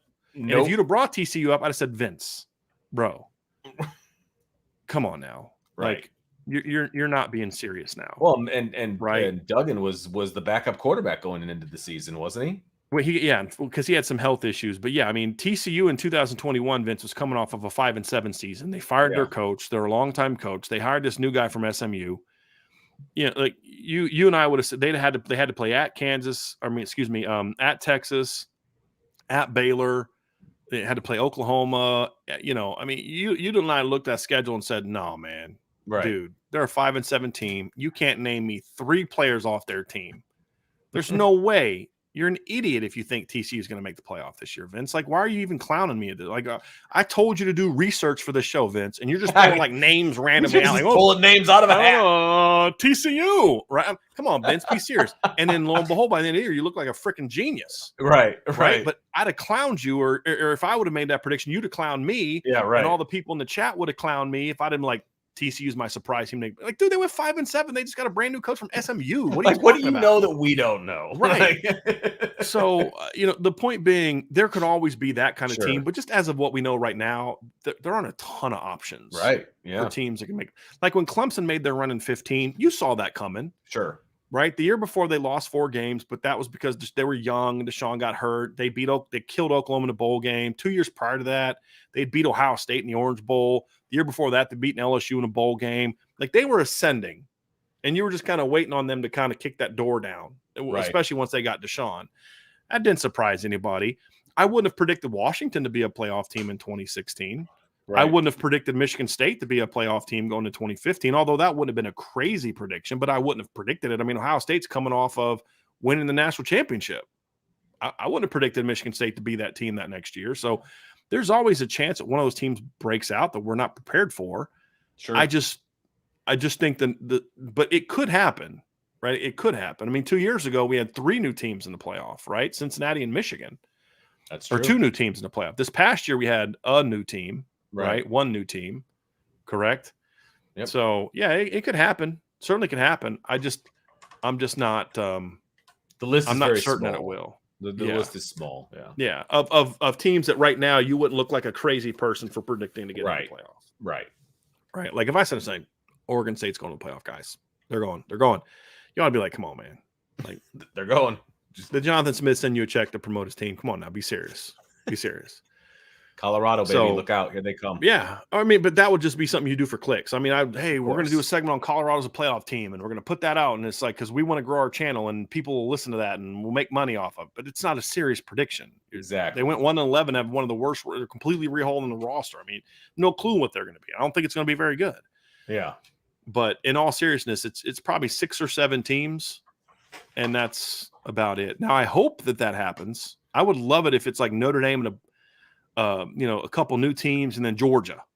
But I would too. But honestly, for Notre Dame to like, let's just say that we could predict that Notre Dame's going to win the championship this year. Honestly, I would much rather it be against established teams. Honestly, that way the naysayers of well, this was a down year for Georgia. Right. You want to beat at least one of Alabama or Georgia in the playoff, right? You want to, or even LSU, because they've won a title recently, and then they would have beaten one of those 2 teams. But sure. You're going to get a chance to get 2 of those big wins in the regular season, Ohio State and USC. You get to the postseason, you want to be able to at least have one of those SEC wins. You want to beat at least one of LSU, Georgia, Bama, or LSU, in my opinion. Right. And then if you beat somebody else in the championship game, fine. Right. But at least in the semis, you want to beat somebody.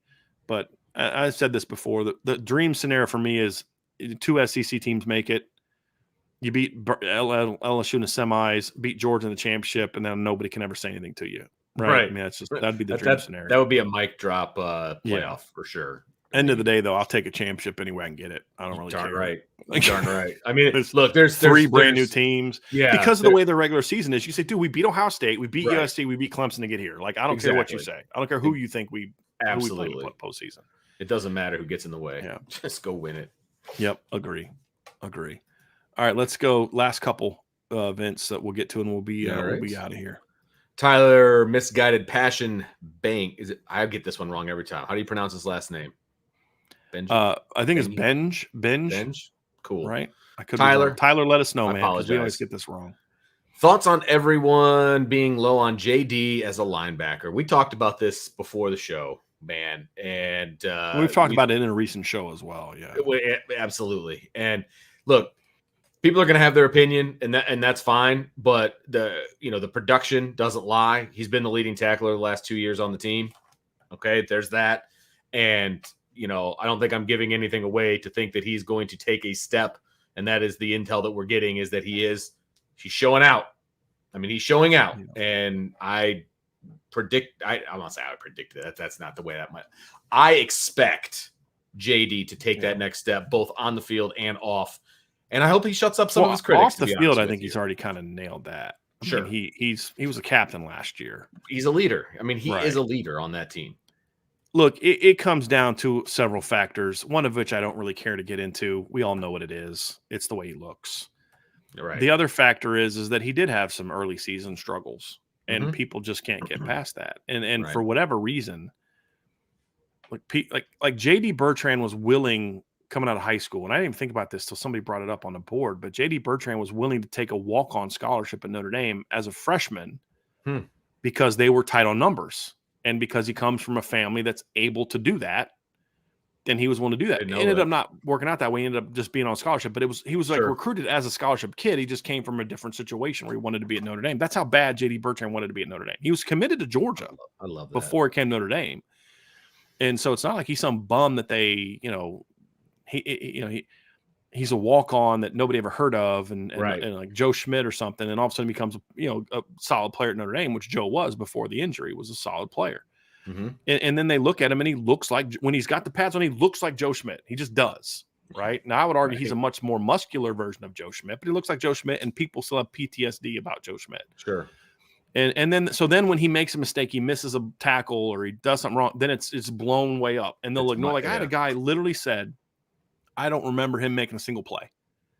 Like, I could put a JD Bertrand highlight tape together of just the Clemson game from last year. Right.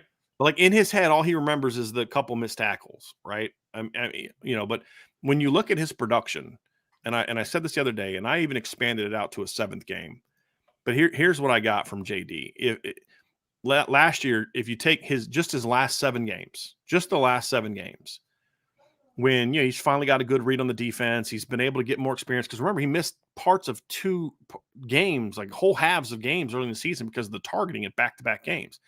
In the final 7 games, he had 59 tackles, 41 of which were solos, 7 tackles for loss, 2 sacks, and 3 breakups. If you project that level of, this is for context. If you say, if he produced for an entire season what he did for those 7 games, he would have finished the year with 110 tackles, 13 tackles for loss, 4 sacks, and 6 pass breakups. If you take his solo tackle numbers from the final 7 games, 41 solo tackles, and put that over the course of an entire season, 76 solo tackles. I'm going to give you some numbers of solo tackle numbers for Notre Dame in the last 15 years. Jeremiah Wusu-Koramoah in his 2 years, 42 and 54 solo tackles. Tavon Coney and Drew Tranquil in 2018 both had 63. Jalen Smith, the year he won the Butkus Award, had 69 solo tackles. Jalen Smith the year before, 64. In Manti's last 3 years, he had 55. The year he was a runner-up for the Heisman, 62 and 64. JD in the last 7 games had a solo tackle production rate that would have equaled 76 over the course of an entire season. More than all of those guys. Significantly higher. 13 tackles for loss. The only guy on that list that ever had more than 13 tackles for loss is Jeremiah in 2019. That's it. Right? So now, again, that's only 7 games, but the point is you can't tell me that a guy that did that for 7 games during the arguably the toughest stretch of the schedule, where you had USC, South Carolina, Syracuse, and Clemson during that stretch, you can't tell me a guy that produced at that level is not a good football player. Now, is he a great football player? No, he's not. Can he be an All-American caliber producer? Maybe. That was one of my bold predictions I said. But at the very least, he's going to be a pretty good middle linebacker this season. If you just say he just does what he did at the end, if he just repeats this season what he showed for 7 straight games last season, and it wasn't padded by like 1 game where he was like he had 4, like, remember when Jerron Jones in 2016 had like 11 tackles for loss? You remember that season? And you're like, wow, that's a heck of a season. But then you look at the numbers, you're like, yeah, but he had 6 in 1 game. He had 6 in 1 game against Miami. He only had 1, 2, 3, 5 other games he even had a tackle for loss, or even a half a tackle for loss that season, right? So it's not like JD went out against Navy and had 23 tackles. Right. He didn't play against Navy. He didn't play against Navy, season. And that's one of the reasons the Navy game was as close as it was, by the way. But it was just consistently good production. His highest tackle total during that stretch was 13. That's it. Yeah. His highest tackle for loss number during that stretch was 2. He had a tackle for loss in every game except the BC game because he didn't play but a half of football in that game. But so you look at it and say, there's just this assumption that because he looks like how he looks, and the same thing for Jack Kaiser, because he looks how he looks, like some guy on Twitter, and the guy was very nice in his responses, Vince, so I'm not trying to blast him because he responded what I said. It wasn't like a back, but his initial comment was he's too slow to play at this level. And my response was, there's a lot of things you can be critical of with JD Bertrand. He's got to tackle better. He's got to do a better job of block destruction. He's got to be more consistent with his assignment correctness. He's got to do a better job of getting underneath routes when he's playing zone cover. All things JD's got to get better at. That's one thing that should never, ever be something that people criticize him for, and they still do. There are people in this chat listening to me say this, saying, you're wrong. You know what you're talking Absolutely. about? I don't know what to tell you. Right. I'm just telling you, this kid is going to surprise you when he goes to the combine. Same with Jack Kaiser. Right. There's a lot of things you can criticize these guys for, limitations that they have, length and height and build and all that, but speed ain't one of them. Exactly. But just somebody has it in their head for whatever reason, and there's nothing I can do to convince them otherwise. And honestly, there's nothing JD can do outside of a monster season. If JD has 100 tackles, 9 tackles for loss, 2 sacks, 5 breakups, that's a pretty good year. And there's some people say he sucks. Imagine what they can do if they get a real linebacker there. Right? I mean, that's just what people are going to say. This is going to be a classic case, and this is saying nothing against whoever's behind JD. That's not the point I'm making. Ziegler, Drake Bowen, whatever. You're going to miss JD Bertrand when he's not on this team anymore for at least a season. That's what I'll say. Yeah, at least for a season. Yeah. Well, and the thing about it too, Vince, that gets frustrating is it just comes down to people will then look for what they want. They will look for him to make a mistake, and they will find a mistake because every player makes a mistake in every game. Yes. And that's all they're going to remember from that game. Correct. Right? I mean, the fact that you are someone who claims to have watched Notre Dame play last year, claims to have watched the Clemson game, and then say in the same breath, I don't remember him ever making a play, that's confirmation bias. That's all that is. Because that could be, just the first half alone, JD had 2 tackles for loss. Right. And they were impressive. One was he shoots inside the guard from the backside, shoots inside the tackle, beats him to the ball, and has a tackle for loss. Right. Okay, maybe you should watch that game a little bit more. Pay a little bit more attention to that game. Right. So, some of it's just people just like to be negative. But I think there's legitimate reasons for people to say JD's got to play better this year because he can't have the first half or second half difference like he did last year. You can't do that. There's no point in the schedule where you can afford to have that and you don't get burned. There's no 5-game stretch that you don't play somebody really freaking good that you can afford to have your linebackers play like that next year, especially JD. Can't do it. Consistency is got to be the key because I can't be having if you take this stretch and you project over. No, he needs to be that for the entire season. Sure. Yeah, right. He needs to be 100 tackle, 10 tackle for loss, 2 sack, 4 or 5 breakup. He needs to be that next season. He was almost that the year before at will. He had 100 tackles and 7.5 tackles for loss. Needs to be that guy this year. And I think he's capable of it. And if he doesn't live up to that standard and he takes a step back this season, then Nolan Ziegler better get a shot. Drake Bowen better get a shot. But I don't think he's that guy. I think he's a pretty good football player. If you just go watch how he played the last 6 or 7 games here, he's a pretty good football player. And some people just, some people are just going to their mind. You're not going to change their mind, and that's. You can have 13 tackles against Ohio State. Well, yeah, because look how great the defensive line was. They never blocked them. Right. Yeah. And that's that's called football. Right. Exactly. Look at the first half against Pitt in 2012 when Manti didn't have Lewis Nix in front of him and talk to me about, that's true for all linebackers. You know what I mean? So it just is what it is. But JD has to play better too, right? Sure. I mean, he can't be the same guy he was last year. Because last year included that 5-game stretch where because remember all the great numbers I talked about in the last 7 games? In the first 5 games, he had 4 solo tackles in 5 games. Exactly. Unacceptable for a middle linebacker. Absolutely. 19 assisted tackles. Unacceptable for middle linebacker. Need more from that. Right. Well, then he did once he learned the system and was able to stay in the game. He did do that. So he just has to carry that into this season. That's going to be the key. Here's the deal. If Jack Kaiser and JD Bertrand can just continue doing what they did at the end of last season, and the will linebacker position gets fixed, this is going to be one heck of a linebacking core. Agreed. I think part of the issue is is Maris was so bad last year at times and for stretches that people have projected his struggles onto the entire linebacking core. That's what I think. And hopefully he gets better or they find somebody else there to do that. Because, like, could you imagine if JD and Jack just continue what they did the second half of last season and Maris goes back to being what he was before the injury? Man. And then you dial up those two young guys every now and again too, like, you know, get them in a little rotation. Yep. It's going to be yeah, exactly. And that's the ideal world, by the way, for all the people that hate JD and hate Marist. That's your ideal scenario. Yeah, and then Nolan and Jalen are part of your rotation and play 20, 25 30 snaps a game, right? Exactly. Yeah. Jalen's your third down guy, plays occasionally in your rotation.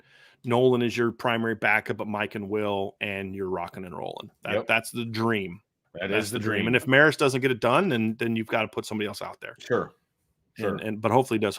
Hopefully the light goes on for Maris. I mean, that's the guy. And what's funny is all this hate for JD, and it's like people don't really talk about Marist for one of two reasons. One is you just have a thing on JD, or two is like, well, I just assume he's not going to be playing again this year. Maybe that's it. I don't know, but we'll see. We'll see. And then, let's end it with that one, Vince. I think that's a good one to end it on. It's a good one to end it on. I agree. I'm getting a lot of Kane Madden love in the chat, which I love. I know, right? I turned it on just now, and I was like, oh boy. Yeah. So, thank you, everybody, for hanging out with us this afternoon for our breakdown of the running backs and a little bit of mailbag action. Make sure I'm gonna hide the comment. Here we go. Boom. Make sure you like, subscribe, hit that notification bell, share with your family and friends. And you know what? That notification bell might be important because we have a planned show on Saturday at 1:00. And you might forget. You might be going about your day on a Saturday, just hanging out, and all of a sudden you get that bing. Well, guess what? It's time to watch our breakdown of the tight ends on Saturday. So, Brian, do you have anything else to add there? Yeah, man. So we have those two big intel pieces on the message board. Oh, that's right. So if you are not a subscriber, you need to become a subscriber. Go to boards.irishbreakdown.com. Sign up. Got those two intel pieces. I've got some stuff for the offensive intel piece. Still waiting to hear back from a couple people to get some more. And going to have that up here over the next, hopefully, 24 to 48 hours as well. And you can only get that on the premium board, man. Definitely check it out. We've had a lot of people sign up the last couple of days. So I think we've had about 40 signups the last couple of days. So want to get more. So we're getting closer and closer to our goal. As I said before, the goal that I set for next season, we're close to getting now. And I really want to get there before the season starts. So love that. If you're on this, if you're someone who's a loyal listener to this chat and you always want to support us, go sign up for the message boards. Even if you're not a message board person, number one, this is a different kind of message board, and I work hard to keep it that way. I've had people leave because you delete too many posts, and that's fine because I'm not going to let this board grow into the cesspool that exists on other boards. We're just not. I'd rather have fewer people, but I think there's a lot of people who are don't like message boards because they are that. Well, our place is different. And we're going to work to keep it different. And we want to talk ball. I had a guy yesterday started ranking position groups, and I responded that I didn't agree with them. And he sends me this really long, well thought out 99 problems BK ain't one. You've seen him in the chat. Yeah. This great long. I mean, we didn't necessarily agree on it, but it was this great response of explaining why. So we get a lot more football talk. Obviously, going to have the intel talk. But it's also just a way that if you're not a message board person, it's a way you can support us if you want to support us. Yeah. There's no rule saying you have to get on the message board X number of times. If you just want to sign up to support us and for an annual or whatever, if you're someone who wants some of the you're more of a podcast listener, but you want to, you're an IB person, sign up for the Gold Club because you still get the gear, right? You don't have to get on the message board, but it's a way for you to support us and you get the gear and you get the merch. Because if you sign up for the Shamrock blue or gold, you get the merch. It comes with it. It's just free. It's our thank you to you for being part of the booster club. So you can definitely check that out as well at boards.irishbreakdown.com. Matter of fact, Vince, I think I'm going to put the link to that now. There you go. So people can click on that and sign up. And like I said, you don't even have to be a Notre Dame fan to sign up. If you like talking ball, man, there's a place for you. Also, we do a lot of prayer requests and things like that on this show. We get a lot of those on the chat as well. And I had someone said recently that they'd like to kind of have a board that's dedicated towards people that just want to talk about life and have those things. And so we're actually going to take one of our I think our non-sports discussion board and turn that into like a prayer board. So people can go there and say, hey, I just, I'm really struggling, or I need this, or I've got this. And then people can go to that and we can pray for each other. And it's kind of part of building that community. So we'll have that here set before the season starts as well. I thought that was a great idea. And I'm bummed at myself for not being the one to think of doing that. But it was a great idea. So we'll get that done here at some point as well. That's why it takes a but village, that's what Brian. we're at. I mean, it's a community, Vince. It's right. a family. And that's what makes it different. Yep. And so sign up, boards@irishbreakdown.com. Definitely check that out, Vince, for sure. Beautiful. Beautiful. All right. With that said, thanks for joining us on the Irish Breakdown podcast, everybody. We'll see you tomorrow at 1 o'clock, I'm guessing. Tomorrow, actually, I'll start at 2 because I'm doing the solo show. Oh, gotcha. So the Wednesday solo show, the midweek rundown. That's a good point, Vince. Tomorrow's show, I'm doing my 10 reasons why I'm excited about the Notre Dame 2023 season. So it's a week before camp starts. It's something I said last week I was going to talk about because I just don't get why more people aren't fired up about this team. I think it's right. I don't know what it is, but I'm really excited about this team. And so I'm going to, my show next week, the first part, I'm going to have a couple other sections about it. I'm going to have a college football section. I'm going to talk about some different things. But my first section is going to be 10 reasons why I'm excited about this Notre Dame football team. And I'm going to kind of lay out my case for why I think Notre Dame has what it takes to be a championship caliber team this season. So that'll be my topic for tomorrow. It starts at 2 p.m. Eastern is when we'll start tomorrow. Nice. And then don't forget IB Nation Sports Talk. No mailbag because it's a solo show. So there won't be any mailbag. Don't forget IB Nation Sports Talk tonight at 6 o'clock with Jesse and Sean. And then tomorrow at 2 o'clock. So we're going to keep on giving you the content because you guys keep coming and we love it. So for Brian, I'm Vince, and we will talk to you next time on the Irish Breakdown Podcast.